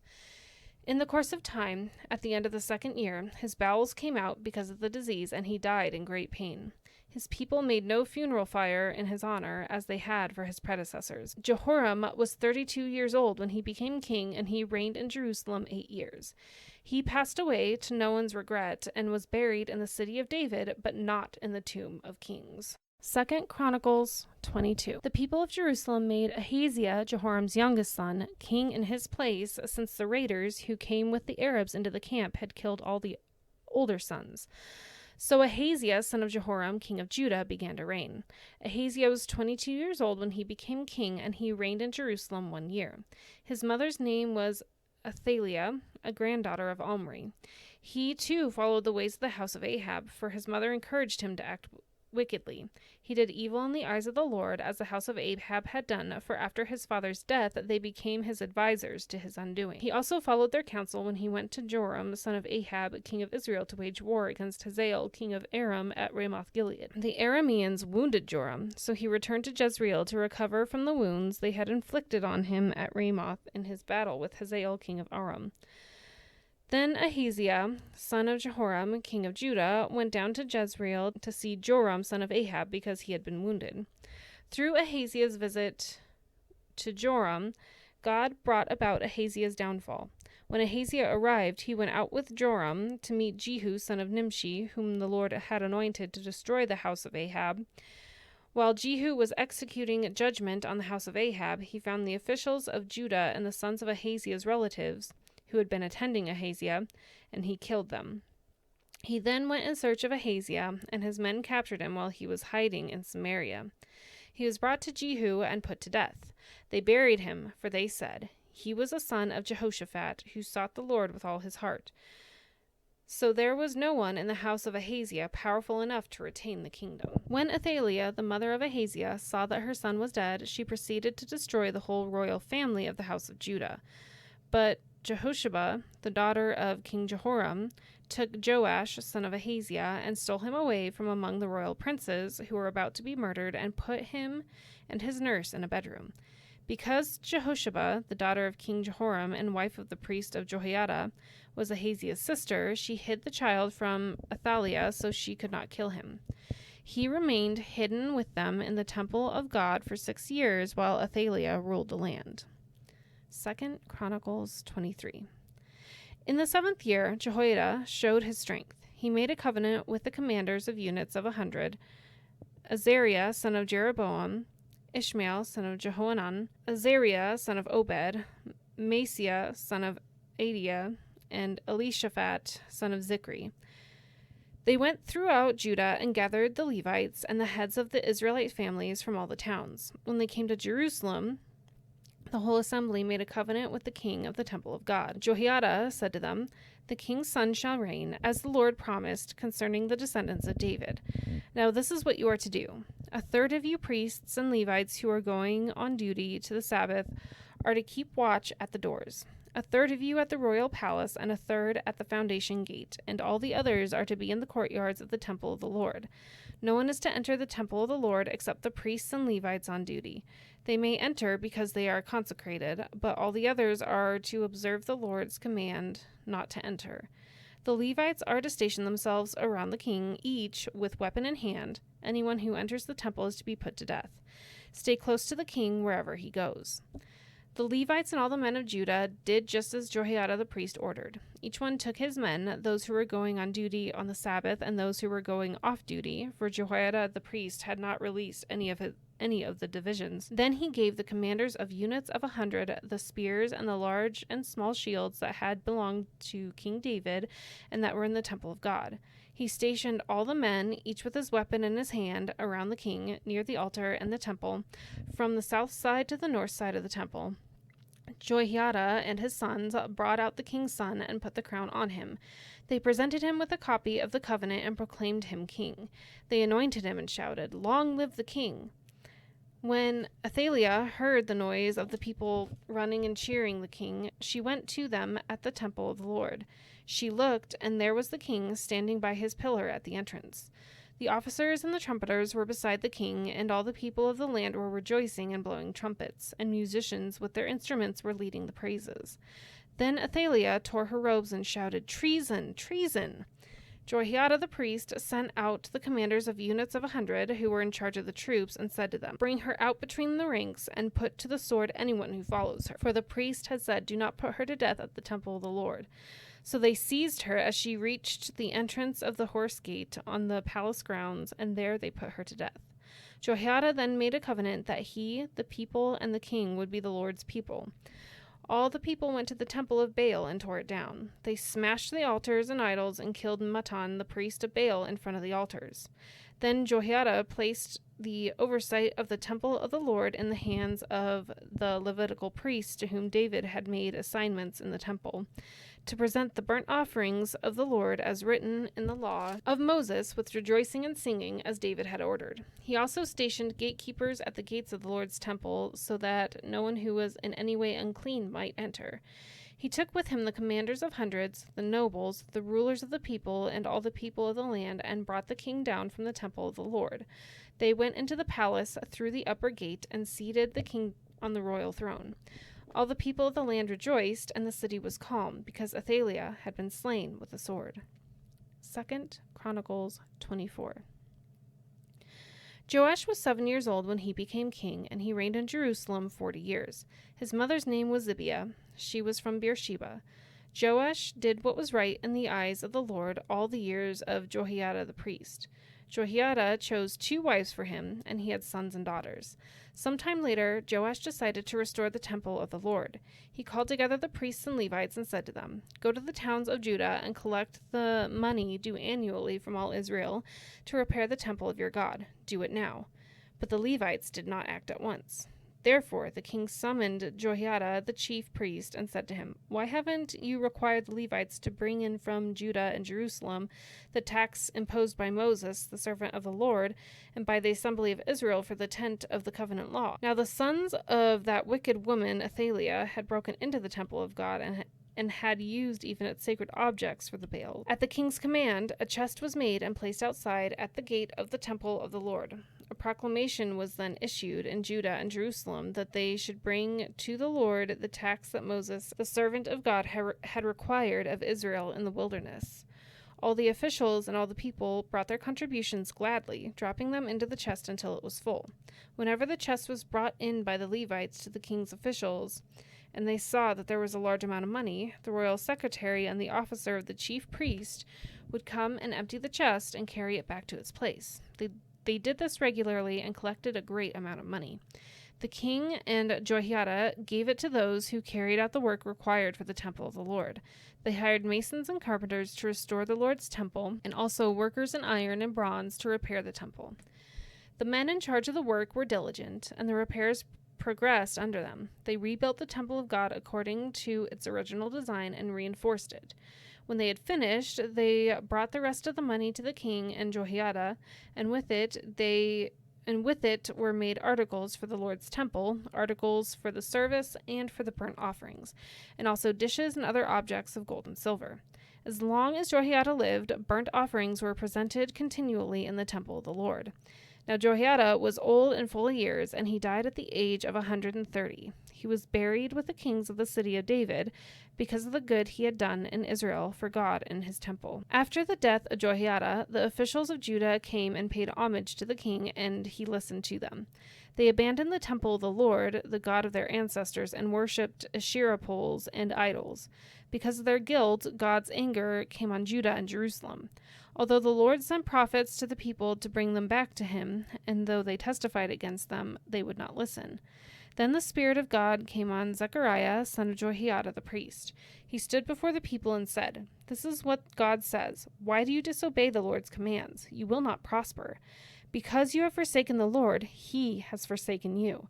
But they plotted against him, and by order of the king they stoned him to death in the courtyard of the Lord's temple. King Joash did not remember the kindness Zechariah's father Jehoiada had shown him, but killed his son, who said as he lay dying, "May the Lord see this and call you to account." At the turn of the year, the army of Aram marched against Joash. It invaded Judah and Jerusalem and killed all the leaders of the people. They sent all the plunder to their king in Damascus. Although the Aramean army had come with only a few men, the Lord delivered into their hands a much larger army. Because Judah had forsaken the Lord, the God of their ancestors, judgment was executed on Joash. When the Arameans withdrew, they left Joash severely wounded. His officials conspired against him for murdering the son of Jehoiada the priest, and they killed him in his bed. So he died and was buried in the city of David, but not in the tombs of the kings. Those who conspired against him were Zabad, son of Shimeath, the Ammonite woman, and Jehozabad, son of Shimrith, a Moabite woman. The account of his sons, the many prophets about him, and the record of the restoration of the temple of God are written in the annotations on the book of the kings. And Amaziah his son succeeded him as king. 2 Chronicles 25. Amaziah was 25 years old when he became king, and he reigned in Jerusalem 29 years. His mother's name was Jehoiadan. She was from Jerusalem. He did what was right in the eyes of the Lord, but not wholeheartedly. After the kingdom was firmly in his control, he executed the officials who had murdered his father the king. Yet he did not put their children to death. He acted in accordance with what is written in the law, the book of Moses, where the Lord commanded, "Parents shall not be put to death for their children, nor children be put to death for their parents. Each will die for their own sin." Amaziah called the people of Judah together and assigned them according to their families to commanders of thousands and commanders of hundreds for all Judah and Benjamin. He then mustered those 20 years old or more and found that there were 300,000 men fit for military service, able to handle the spear and shield. He also hired 100,000 of fighting men from Israel for 100 talents of silver. But a man of God came to him and said, "Your Majesty, these troops from Israel must not march with you, for the Lord is not with Israel, not with any of the people of Ephraim. Even if you go and fight courageously in battle, God will overthrow you before the enemy, for God has the power to help or to overthrow." Amaziah asked the man of God, "But what about the 100 talents I paid for these Israelite troops?" The man of God replied, "The Lord can give you much more than that." So Amaziah dismissed the troops who had come to him from Ephraim and sent them home. They were furious with Judah and left for home in a great rage. Amaziah then marshaled his strength and led his army to the Valley of Salt, where he killed 10,000 men of Seir. The army of Judah also captured 10,000 men alive, took them to the top of the cliff, and threw them down so that all were dashed to pieces. Meanwhile, the troops that Amaziah had sent back and had not allowed to take part in the war raided towns belonging to Judah from Samaria to Beth-horon. They killed 3,000 people and carried off great quantities of plunder. When Amaziah returned from slaughtering the Edomites, he brought back the gods of the people of Seir. He set them up as his own gods, bowed down to them, and burned sacrifices to them. The anger of the Lord burned against Amaziah, and he sent a prophet to him, who said, "Why do you consult this people's gods, which could not save their own people from your hand?" While he was still speaking, the king said to him, "Have we appointed you an advisor of the king? Stop! Why be struck down?" So the prophet stopped, but said, "I know that God has determined to destroy you because you have done this and have not listened to my counsel." After Amaziah, king of Judah, consulted his advisors, he sent this challenge to Joash, son of Jehoahaz, the son of Jehu, king of Israel. "Come, let us face each other in battle." But Jehoash, king of Israel, replied to Amaziah, king of Judah, "A thistle in Lebanon sent a message to a cedar in Lebanon. Give your daughter to my son in marriage. Then a wild beast in Lebanon came along and trampled the thistle underfoot. You say to yourself that you have defeated Edom, and now you are arrogant and proud. But stay at home. Why ask for trouble and cause your own downfall and that of Judah also?" Amaziah, however, would not listen, for God so worked that he might deliver them into the hands of Joash, because they sought the gods of Edom. So Jehoash, king of Israel, attacked. He and Amaziah, king of Judah, faced each other at Beth-shemesh in Judah. Judah was routed by Israel, and every man fled to his home. Jehoash, king of Israel, captured Amaziah, king of Judah, the son of Joash, the son of Ahaziah, at Beth-shemesh. Then Jehoash brought him to Jerusalem and broke down the wall of Jerusalem from the Ephraim gate to the corner gate, a section about 400 cubits long. He took all the gold and silver and all the articles found in the temple of God that had been in the care of Obed-Edom, together with the palace treasures and the hostages, and returned to Samaria. Amaziah, son of Joash, king of Judah, lived for 15 years after the death of Jehoash, son of Jehoahaz, king of Israel. As for the other events of Amaziah's reign, from beginning to end, are they not written in the book of the kings of Judah and Israel? From the time that Amaziah turned away from following the Lord, they conspired against him in Jerusalem, and he fled to Lachish, but they sent men after him to Lachish and killed him there. He was brought back by horse and was buried with his ancestors in the city of Judah. 2 Chronicles 26. Then all the people of Judah took Uzziah, who was 16 years old, and made him king in place of his father Amaziah. He was the one who rebuilt Elath and restored it to Judah after Amaziah rested with his ancestors. Uzziah was 16 years old when he became king, and he reigned in Jerusalem 52 years. His mother's name was Jecholiah. She was from Jerusalem. He did what was right in the eyes of the Lord, just as his father Amaziah had done. He sought God during the days of Zechariah, who instructed him in the fear of God. As long as he sought the Lord, God gave him success. He went to war against the Philistines and broke down the walls of Gath, Jabneth, and Ashdod. He then rebuilt towns near Ashdod and elsewhere among the Philistines. God helped him against the Philistines and against Arabs who lived in Gerbal and against Meunites. The Ammonites brought tribute to Uzziah, and his fame spread as far as the border of Egypt because he had become very powerful. Uzziah built towers in Jerusalem at the corner gate, at the valley gate, and at the angle of the wall, and he fortified them. He also built towers in the wilderness and dug many cisterns, because he had much livestock in the foothills and in the plain. He had people working his fields and vineyards in the hills and in the fertile lands, for he loved the soil. Uzziah had a well-trained army ready to go out by divisions according to their number, as mustered by Jeiel the secretary and Messiah the officer, under the direction of Hananiah, one of the royal officials. The total number of family leaders over the fighting men was 2,600. Under their command was an army of 307,500 men trained for war, a powerful force to support the king against his enemies. Uzziah provided shields, spears, helmets, coats of armor, bows, and sling stones for the entire army. In Jerusalem, he made devices invented for use on the towers and on the corner defenses so that soldiers could shoot arrows and hurl large stones from the walls. His fame spread far and wide, for he was greatly helped until he became powerful.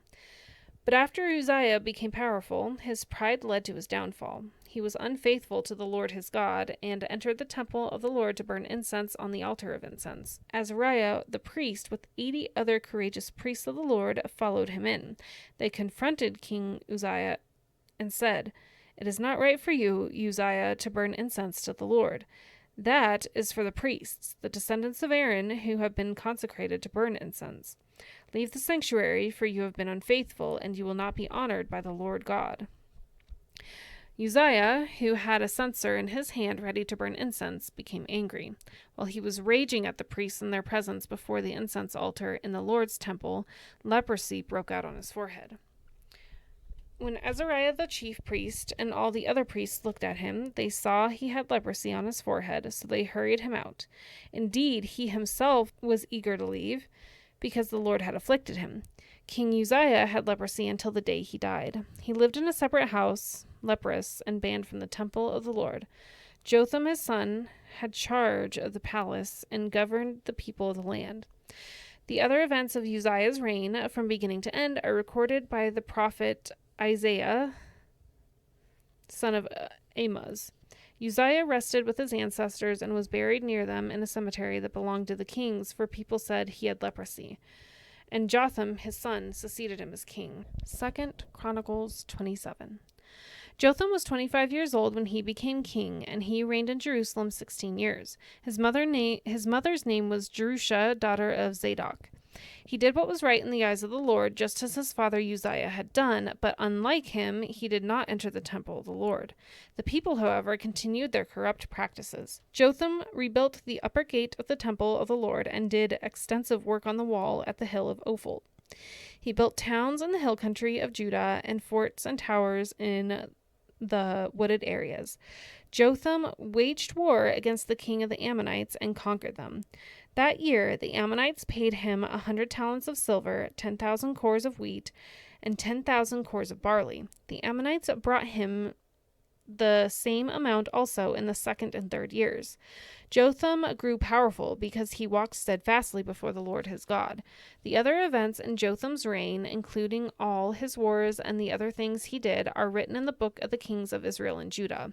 He was 25 years old when he became king, and he reigned in Jerusalem 16 years. Jotham rested with his ancestors and was buried in the city of David, and Ahaz his son succeeded him as king. 2 Chronicles 28. Ahaz was 20 years old when he became king, and he reigned in Jerusalem 16 years. Unlike David his father, he did not do what was right in the eyes of the Lord. He followed the ways of the kings of Israel, and also made idols, worshipping the Baals. He burned sacrifices in the valley of Ben Hinnom, and sacrificed his children in the fire, engaging in the detestable practices of the nations the Lord had driven out before the Israelites. He offered sacrifices and burned incense at the high places, on the hilltops, and under every spreading tree. Therefore the Lord his God delivered him into the hands of the king of Aram. The Arameans defeated him and took many of his people as prisoners and brought them to Damascus. He was also given into the hands of the king of Israel, who inflicted heavy casualties on him. In one day, Pekah, son of Remaliah, killed 120,000 soldiers in Judah, because Judah had forsaken the Lord, the God of their ancestors. Zikri, an Ephraimite warrior, killed Messiah, the king's son, Azrikam, the officer in charge of the palace, and Elkanah, second to the king. The men of Israel took captive from their fellow Israelites who were from Judah 200,000 wives, sons, and daughters. They also took a great deal of plunder, which they carried back to Samaria. But the prophet of the Lord, named Oded, was there, and he went out to meet the army. When it returned to Samaria, he said to them, "Because the Lord, the God of your ancestors, was angry with Judah, he gave them into your hand. But you have slaughtered them in a rage that reaches to heaven, and now you intend to make the men and women of Judah and Jerusalem your slaves. But aren't you also guilty of sins against the Lord your God? Now listen to me. Send back your fellow Israelites you have taken as prisoners, for the Lord's fierce anger rests on you." Then some of the leaders in Ephraim, Azariah son of Johanan, Berechiah son of Meshillemoth, Jezekiah son of Shallum, and Amasa son of Hadlai, confronted those who were arriving from war. "You must not bring those prisoners here," they said, "or we will be guilty before the Lord. Do you intend to add our sin and guilt? For our guilt is already great, and his fierce anger rests on Israel." So the soldiers gave up the prisoners and plunder in the presence of the officials and all the assembly. The men designated by name took the prisoners, and from the plunder they clothed all who were naked. They provided them with clothes and sandals, food and drink, and healing balm. All those who were weak they put on donkeys. So they took them back to their fellow Israelites at Jericho, the city of palms, and returned to Samaria. At that time, King Ahaz sent to the kings of Assyria for help. The Edomites had again come and attacked Judah and carried away prisoners, while the Philistines had raided towns in the foothills and in the Negev of Judah. They captured and occupied Beth-Shemesh, Ajalon, and Gederoth, as well as Soko, Timnah, and Gimzo, with their surrounding villages. The Lord had humbled Judah because of Ahaz, king of Israel, for he had promoted wickedness in Judah and had been most unfaithful to the Lord. Tiglath-Pileser, king of Assyria, came to him, and he gave him trouble instead of help. Ahaz took some of the things from the temple of the Lord and from the royal palace and from the officials and presented them to the king of Assyria, but that did not help him. In his time of trouble, King Ahaz became even more unfaithful to the Lord. He offered sacrifices to the gods of Damascus, who had defeated him, for he thought, "Since the gods of the kings of Aram have helped them, I will sacrifice to them, so they will help me."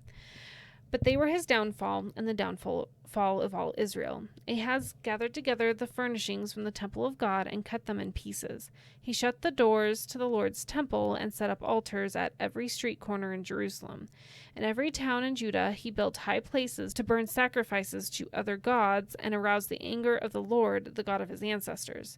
The other events of his reign and all his ways from beginning to end are written in the book of the king of Judah and Israel.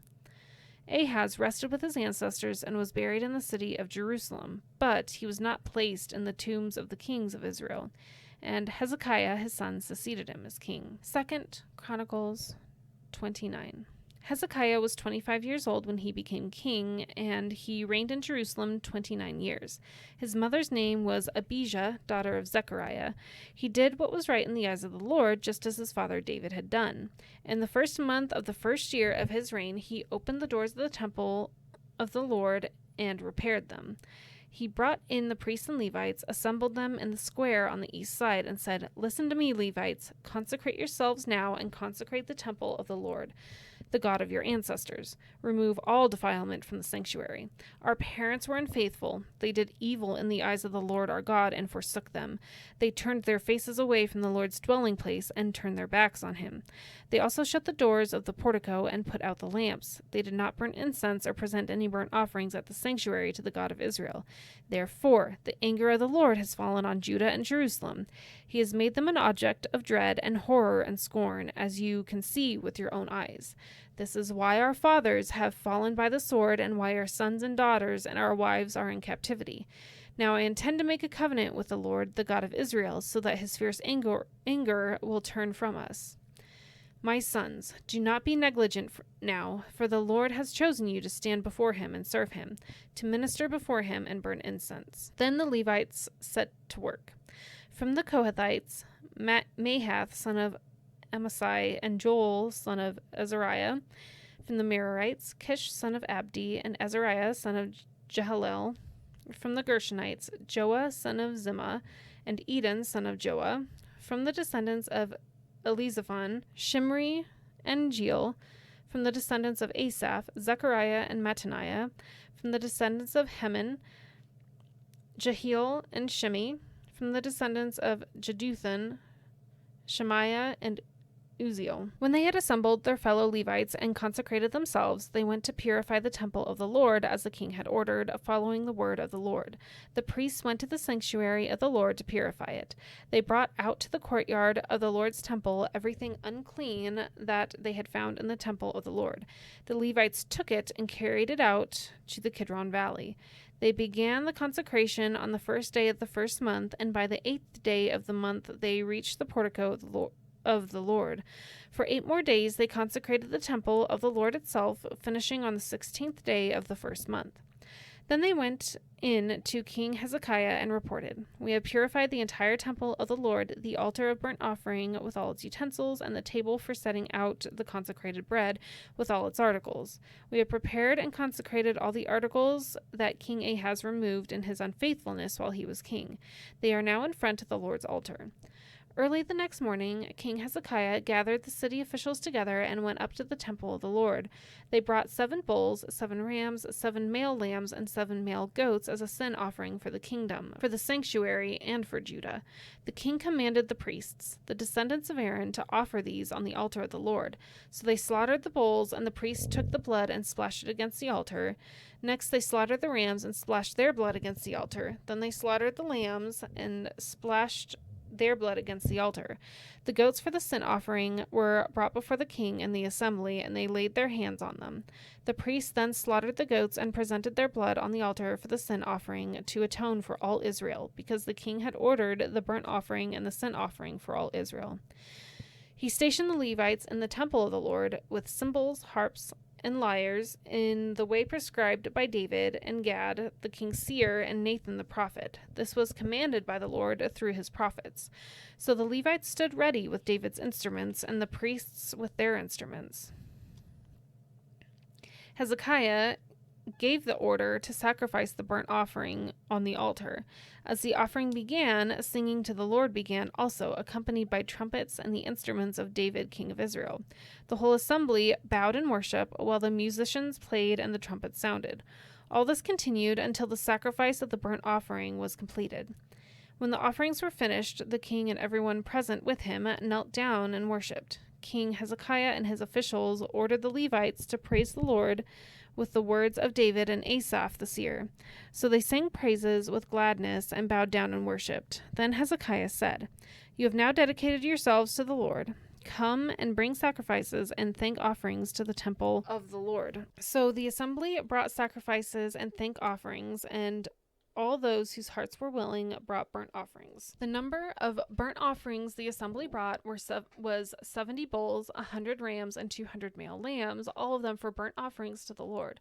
The animals consecrated as sacrifices amounted to 600 bulls and 3,000 sheep and goats. The priests, however, were too few to skin all the burnt offerings, so their relatives, the Levites, helped them until the task was finished and until other priests had been consecrated. For the Levites had been more conscientious in consecrating themselves than the priests had been. There were burnt offerings in abundance, together with the fat of the fellowship offering and the drink offerings that accompanied the burnt offerings. So the service of the temple of the Lord was reestablished. Hezekiah and all the people rejoiced at what God had brought about for his people, because it was done so quickly. 2 Chronicles 30. Hezekiah sent word to all Israel and Judah, and also wrote letters to Ephraim and Manasseh, inviting them to come to the temple of the Lord in Jerusalem and celebrate the Passover to the Lord, the God of Israel. The king and his officials and the whole assembly in Jerusalem decided to celebrate the Passover in the 2nd month. They had not been able to celebrate it at the regular time because not enough priests had consecrated themselves and the people had not assembled in Jerusalem. The plan seemed right both to the king and to the whole assembly. They decided to send a proclamation throughout Israel from Beersheba to Dan, calling people to come to Jerusalem and celebrate the Passover to the Lord, the God of Israel.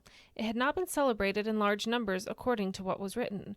At the king's command, couriers went throughout Israel and Judah with letters from the king and from his officials, which read, "People of Israel, return to the Lord, the God of Abraham, Isaac, and Israel, that he may return to you who are left, who have escaped from the land of the kings of Assyria. Do not be like your parents and your fellow Israelites, who were unfaithful to the Lord, the God of their ancestors, so that he made them an object of horror, as you see. Do not be stiff-necked as your ancestors were. Submit to the Lord. Come to his sanctuary, which he has consecrated forever. Serve the Lord your God, so that his fierce anger will turn away from you. If you return to the Lord, then your fellow Israelites and your children will be shown compassion by their captors and will return to this land, for the Lord your God is gracious and compassionate. He will not turn his face from you if you return to him.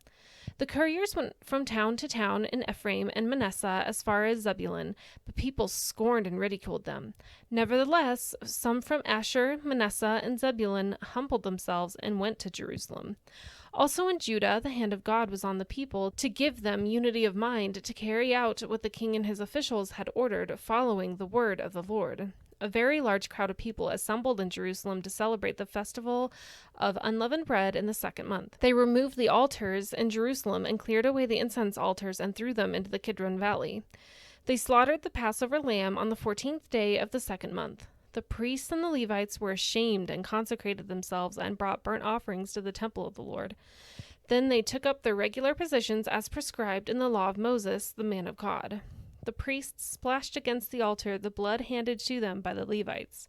Since many in the crowd had not consecrated themselves, the Levites had to kill the Passover lambs for all those who were not ceremonially clean and could not consecrate their lambs to the Lord. Although most of the many people who came from Ephraim, Manasseh, Issachar, and Zebulun had not purified themselves, yet they ate the Passover, contrary to what was written. But Hezekiah prayed for them, saying, May the Lord, who is good, pardon everyone who sets their heart on seeking God, the Lord, the God of their ancestors, even if they are not clean according to the rules of the sanctuary. And the Lord heard Hezekiah and healed the people. The Israelites who were present in Jerusalem celebrated the festival of unleavened bread for 7 days with great rejoicing, while the Levites and priests praised the Lord every day with resounding instruments dedicated to the Lord.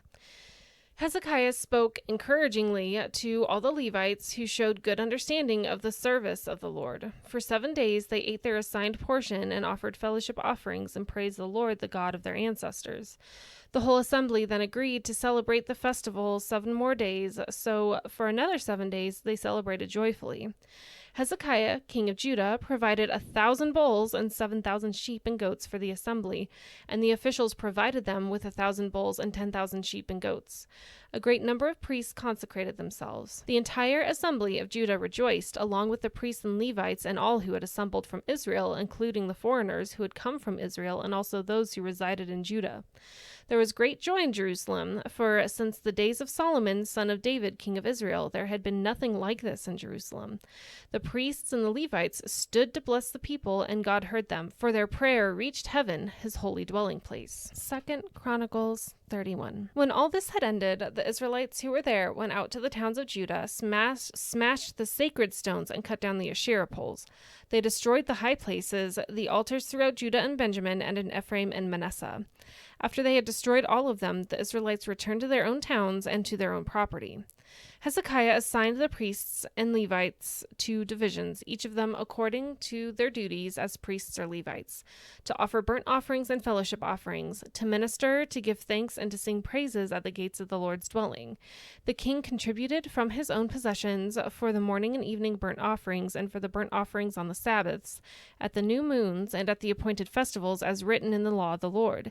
He ordered the people living in Jerusalem to give the portion due the priests and Levites so they could devote themselves to the law of the Lord. As soon as the order went out, the Israelites generously gave the first fruits of their grain, new wine, olive oil, and honey, and all that the fields produced. They brought a great amount, a tithe of everything. The people of Israel and Judah, who lived in the towns of Judah, also brought a tithe of their herds and flocks, and a tithe of the holy things dedicated to the Lord their God, and they piled them in heaps. They began doing this in the 3rd month and finished in the 7th month. When Hezekiah and his officials came and saw the heaps, they praised the Lord and blessed the people Israel.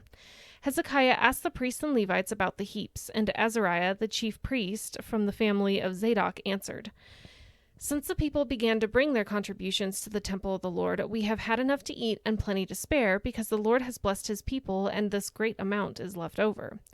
Hezekiah gave orders to prepare storerooms in the temple of the Lord, and this was done. Then they faithfully brought in the contributions, tithes, and dedicated gifts. Conaniah, a Levite, was the overseer in charge of these things, and his brother Shimei was next in rank. Jehiel, Azaziah, Nahath, Asahel, Jeremoth, Jozabad, Eliel, Ismachiah, Mahath, and Benaiah were assistants of Conaniah, and Shimei, his brother. All these served by appointment of King Hezekiah and Azariah, the official in charge of the temple of God. Kori, son of Imnath, the Levite, keeper of the east gate, was in charge of the freewill offerings given to God, distributing the contributions made to the Lord and also the consecrated gifts. Eden, Miniamin, Jeshua, Shemaiah, Amariah, and Shechaniah assisted him faithfully in the towns of the priests, distributing their fellow priests according to the divisions, old and young alike. In addition, they distributed to the males 3 years old or more whose names were in the genealogical records, all who would enter the temple of the Lord to perform the daily duties of their various tasks according to their responsibilities and their divisions. And they contributed to the priests enrolled by their families in the genealogical records, and likewise to the Levites 20 years old or more according to their responsibilities and their divisions. They included all the little ones, the wives, and the sons and daughters of the whole community listed in these genealogical records, for they were faithful in consecrating themselves. As for the priests, the descendants of Aaron, who lived in the farmlands around their towns or in any other towns, men were designated by name to distribute portions to every male among them and to all who were recorded in the genealogies of the Levites. This is what Hezekiah did throughout Judah, doing what was good and right and faithful before the Lord his God. And everything that he undertook in the service of God's temple and in obedience to the law and the commands, he sought his God and worked wholeheartedly. And so he prospered. 2 Chronicles 32. After all that Hezekiah had so faithfully done, Sennacherib, king of Assyria, came and invaded Judah. He laid siege to the fortified cities, thinking to conquer them for himself. When Hezekiah saw that Sennacherib had come and that he intended to wage war against Jerusalem, he consulted with his officials and military staff about blocking off the water from the springs outside the city, and they helped him. They gathered a large group of people who blocked all the springs and the stream that flowed through the land. Why should the kings of Assyria come and find plenty of water, they said. Then he worked hard, repairing all the broken sections of the wall and building towers on it. He built another wall outside that one and reinforced the terraces of the city of David. He also made large numbers of weapons and shields. He appointed military officers over the people and assembled them before him in the square at the city gate and encouraged them with these words: "Be strong and courageous. Do not be afraid or discouraged because of the king of Assyria and the vast army with him, for there is a greater power with us than with him. With him is only the arm of flesh, but with us is the Lord our God to help us and to fight our battles." And the people gained confidence from what Hezekiah the king of Judah said. Later, when Sennacherib, king of Assyria, and all his forces were laying siege to Lachish, he sent his officers to Jerusalem with this message for Hezekiah, king of Judah, and for all the people of Judah who were there. This is what Sennacherib, king of Assyria, says: "On what are you basing your confidence that you remain in Jerusalem under siege? When Hezekiah says, 'The Lord our God will save us from the hand of the king of Assyria,' he is misleading you, to let you die of hunger and thirst. Did not Hezekiah himself remove the gods' high places and altars, saying to Judah and Jerusalem, 'You must worship before one altar and burn sacrifices on it'? Do you not know what I and my predecessors have done to all the peoples of the other lands? Were the gods of those nations ever able to deliver their land from my hand? Who of all the gods of these nations that my predecessors destroyed has been able to save his people from me? How can your God deliver you from my hand? Now do not let Hezekiah deceive you and mislead you like this. Do not believe him, for no God of any nation or kingdom has been able to deliver his people from my hand or the hand of my predecessors. How much less will your God deliver you from my hand?" Sennacherib's officers spoke further against the Lord God and against his servant Hezekiah. The king also wrote letters ridiculing the Lord, the God of Israel, and saying this against him: "Just as the gods of the peoples of the other lands did not rescue their people from my hand, so the God of Hezekiah will not rescue his people from my hand." Then they called out in Hebrew to the people of Jerusalem who were on the wall to terrify them and make them afraid in order to capture the city. They spoke about the God of Jerusalem as they did about the gods of the other peoples of the world, the work of human hands. King Hezekiah and the prophet Isaiah, son of Amoz, cried out in prayer to heaven about this. And the Lord sent an angel who annihilated all the fighting men and the commanders and officers in the camp of the Assyrian king. So he withdrew to his own land in disgrace. And when he went into the temple of God, some of his sons, his own flesh and blood, cut him down with the sword. So the Lord saved Hezekiah and the people of Jerusalem from the hand of Sennacherib king of Assyria and from the hand of all others. He took care of them on every side. Many brought offerings to Jerusalem for the Lord and valuable gifts for Hezekiah king of Judah. From then on he was highly regarded by all nations. In those days Hezekiah became ill and was at the point of death. He prayed to the Lord, who answered him and gave him a miraculous sign. But Hezekiah's heart was proud, and he did not respond to the kindness shown him. Therefore the Lord's wrath was on him and on Judah and Jerusalem. Then Hezekiah repented of the pride of his heart, as he did the people of Jerusalem. Therefore the Lord's wrath did not come on them during the days of Hezekiah. Hezekiah had very great wealth and honor, and he made treasuries for his silver and gold, and for his precious stones, spices, shields, and all kinds of valuables. He also made buildings to store the harvest of grain, new wine, and olive oil. And he made stalls for various kinds of cattle and pens for the flocks.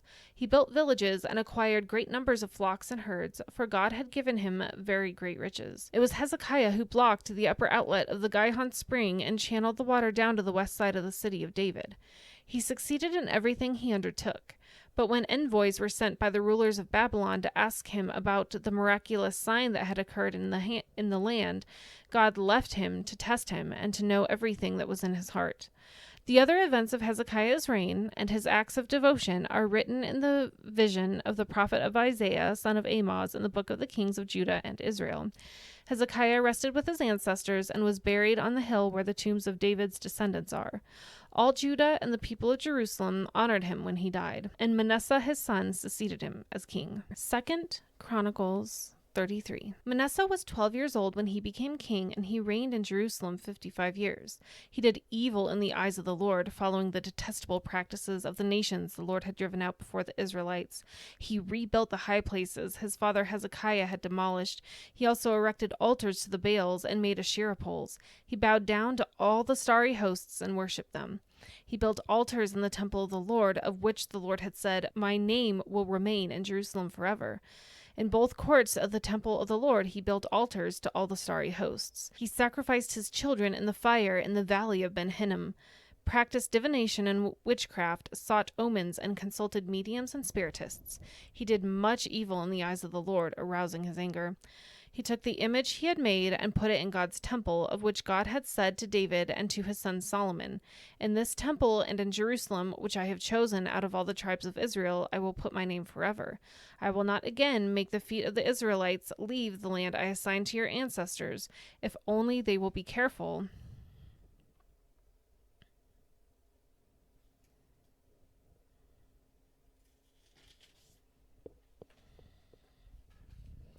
to do everything I commanded them concerning all the laws, decrees, and regulations given through Moses." But Manasseh led Judah and the people of Jerusalem astray, so that they did more evil than the nations the Lord had destroyed before the Israelites. The Lord spoke to Manasseh and his people, and they paid no attention. So the Lord brought against them the army commanders of the king of Assyria, who took Manasseh prisoner, put a hook in his nose, bound him with bronze shackles, and took him to Babylon. In his distress, he sought the favor of the Lord his God and humbled himself greatly before the God of his ancestors. And when he prayed to him, the Lord was moved by his entreaty and listened to his plea. So he brought him back to Jerusalem and to his kingdom. Then Manasseh knew that the Lord is God. Afterward, he rebuilt the outer wall of the city of David, west of the Gihon spring in the valley, as far as the entrance of the fish gate and encircling the hill of Ophel. He also made it much higher. He stationed military commanders in all the fortified cities in Judah. He got rid of the foreign gods and removed the image from the temple of the Lord, as well as all the altars he had built on the temple hill and in Jerusalem, and he threw them out of the city. Then he restored the altar of the Lord and sacrificed fellowship offerings and thank offerings on it, and told Judah to serve the Lord, the God of Israel. The people, however, continued to sacrifice at high places, but only to the Lord their God. The other events of Manasseh's reign, including his prayer to his God and the words the seer spoke to him in the name of the Lord, the God of Israel, are written in the annals of the kings of Israel. His prayer and how God was moved by his entreaty, as well as all his sins and unfaithfulness, and all the sites where he built high places and set up Asherah poles and idols before he humbled himself, all these are written in the records of the seers. Manasseh rested with his ancestors and was buried in his palace, and Amon his son succeeded him as king. Amon was 22 years old when he became king, and he reigned in Jerusalem 2 years. He did evil in the eyes of the Lord, as his father Manasseh had done. Amon worshipped and offered sacrifices to all the idols Manasseh had made. But unlike his father Manasseh, he did not humble himself before the Lord. Amon increased his guilt. Amon's officials conspired against him and assassinated him in his palace. Then the people of the land killed all who had plotted against King Amon, and they made Josiah his son king in his place. 2 Chronicles 34. Josiah was 8 years old when he became king, and he reigned in Jerusalem 31 years. He did what was right in the eyes of the Lord, and followed the ways of his father David, not turning aside to the right or to the left. In the 8th year of his reign, while he was still young, he began to seek the God of his father David. In his 12th year, he began to purge Judah and Jerusalem of high places, Asherah poles, and idols. Under his direction, the altars of the Baals were torn down. He cut to pieces the incense altars that were above them, and smashed the Asherah poles and the idols. These he broke to pieces and scattered over the graves of those who had sacrificed to them. He burned the bones of the priests on their altars, and so he purged Judah and Jerusalem. In the towns of Manasseh, Ephraim, and Simeon, as far as Naphtali, and in the ruins around them, he tore down the altars and the Asherah poles, and crushed the idols to powder, and cut to pieces all the incense altars throughout Israel. Then he went back to Jerusalem.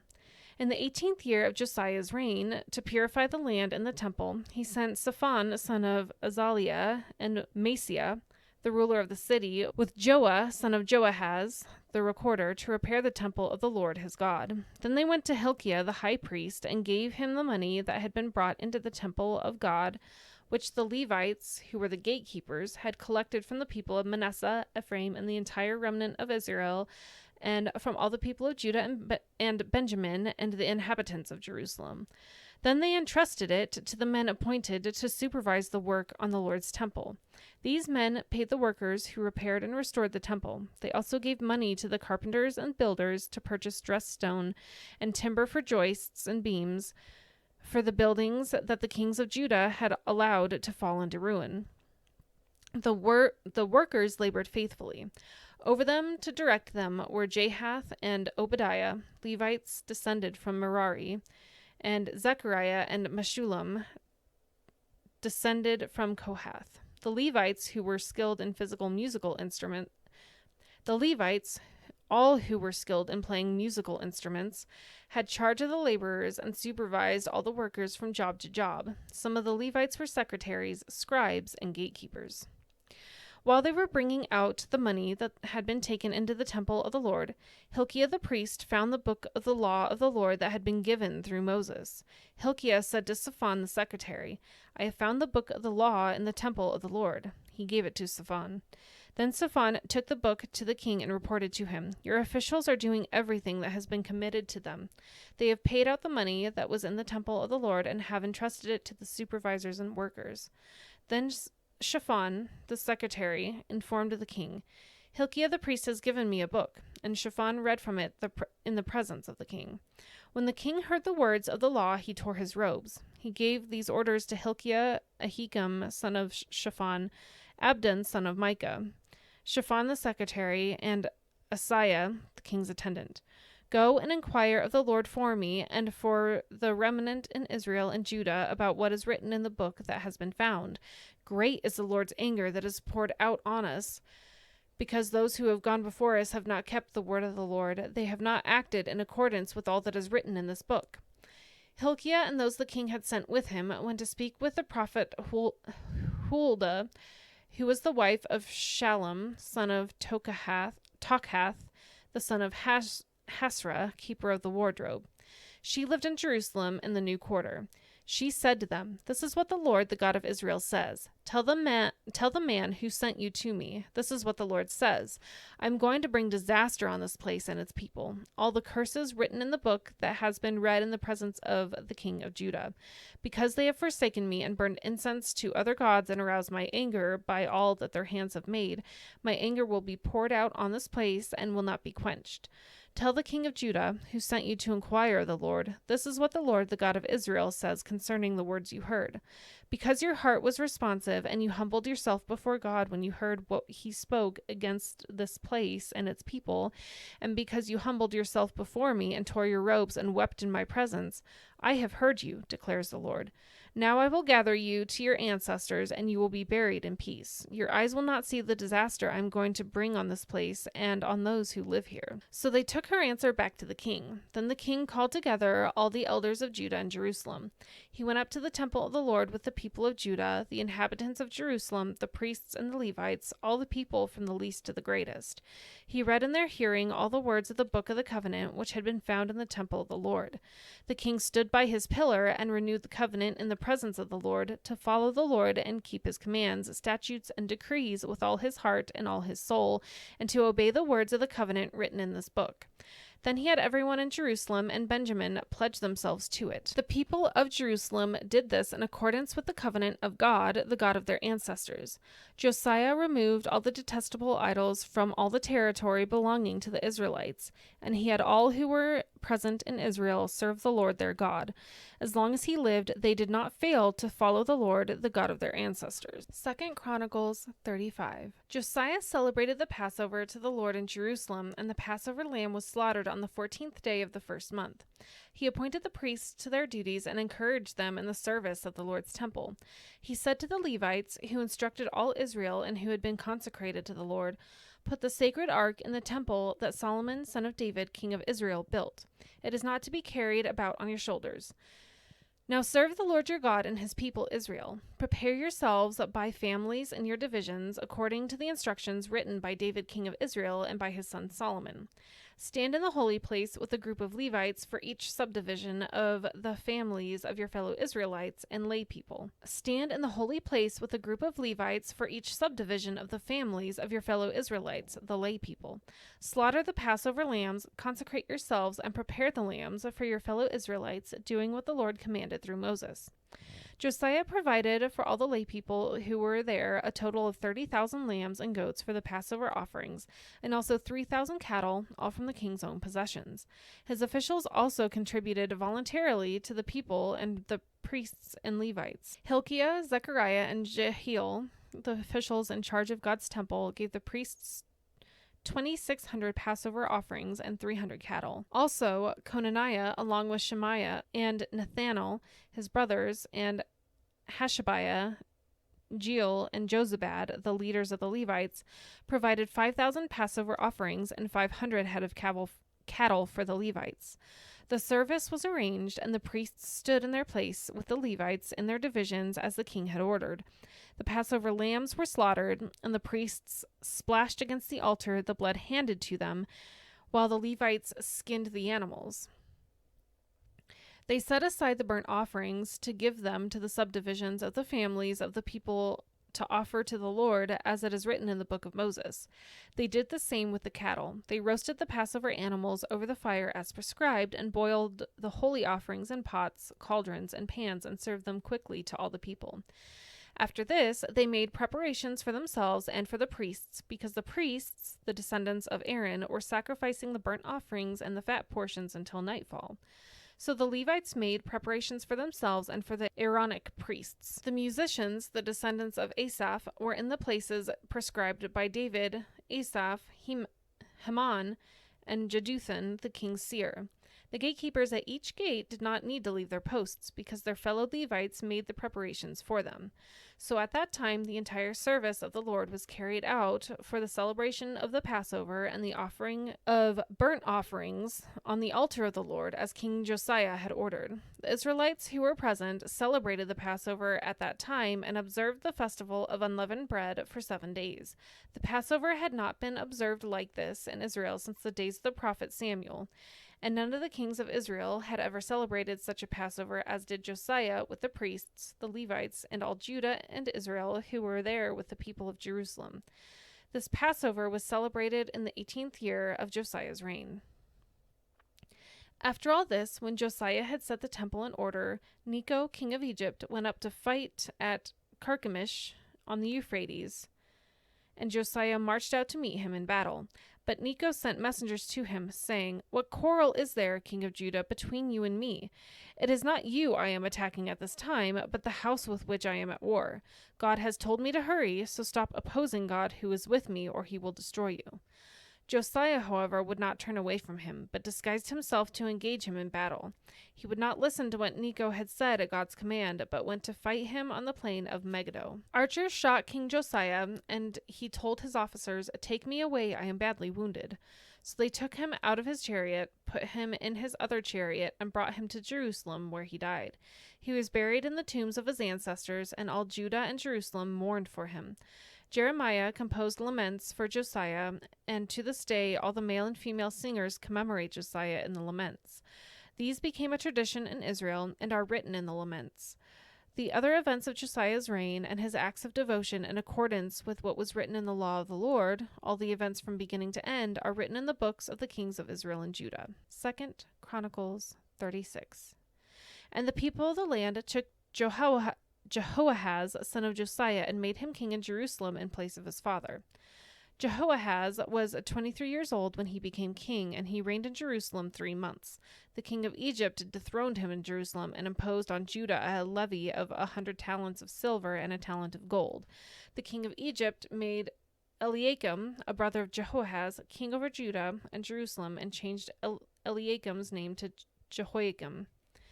But Necho took Eliakim's brother Jehoahaz and carried him off to Egypt. Jehoiakim was 25 years old when he became king, and he reigned in Jerusalem 11 years. He did evil in the eyes of the Lord his God. Nebuchadnezzar, king of Babylon, attacked him and bound him with bronze shackles to take him to Babylon. Nebuchadnezzar also took to Babylon articles from the temple of the Lord and put them in his temple there. The other events of Jehoiakim's reign, the detestable things he did, and all that was found against him, are written in the book of the kings of Israel and Judah. And Jehoiachin, his son, succeeded him as king. Jehoiachin was 18 years old when he became king, and he reigned in Jerusalem 3 months and 10 days. He did evil in the eyes of the Lord. In the spring, King Nebuchadnezzar sent for him and brought him to Babylon, together with the articles of value from the temple of the Lord, and he made Jehoiachin's uncle, Zedekiah, king over Judah and Jerusalem. Zedekiah was 21 years old when he became king, and he reigned in Jerusalem 11 years. He did evil in the eyes of the Lord his God, and did not humble himself before Jeremiah the prophet, who spoke the word of the Lord. He also rebelled against King Nebuchadnezzar, who had made him take an oath in God's name. He became stiff-necked and hardened his heart, and would not turn to the Lord, the God of Israel. Furthermore, all the leaders of the priests and the people became more and more unfaithful, following all the detestable practices of the nations and defiling the temple of the Lord, which he had consecrated in Jerusalem. The Lord, the God of their ancestors, sent word to them through his messengers again and again, because he had pity on his people and on his dwelling place. But they mocked God's messengers, despised his words, and scoffed at his prophets until the wrath of the Lord was aroused against his people, and there was no remedy. He brought up against them the king of the Babylonians, who killed their young men with the sword in the sanctuary, and did not spare young men or young women, the elderly or the infirm. God gave them all into the hands of Nebuchadnezzar. He carried to Babylon all the articles from the temple of God, both large and small, and the treasures of the Lord's temple and the treasures of the king of his officials. They set fire to God's temple and broke down the wall of Jerusalem. They burned all the palaces and destroyed everything of value there. He carried into exile to Babylon the remnant who escaped from the sword, and they became servants to him and his successors until the kingdom of Persia came to power. The land enjoyed its Sabbath rests. All the time of its desolation it rested, until the 70 years were completed in fulfillment of the word of the Lord spoken by Jeremiah. In the first year of Cyrus, king of Persia, in order to fulfill the word of the Lord spoken by Jeremiah, the Lord moved the heart of Cyrus, king of Persia, to make a proclamation through his realm, and also to put in and also to put it in writing. This is what Cyrus, king of Persia, says: The Lord, the God of heaven, has given me all the kingdoms of the earth, and he has appointed me to build a temple for him at Jerusalem and Judah. Any of his people among you may go up, and may the Lord their God be with them.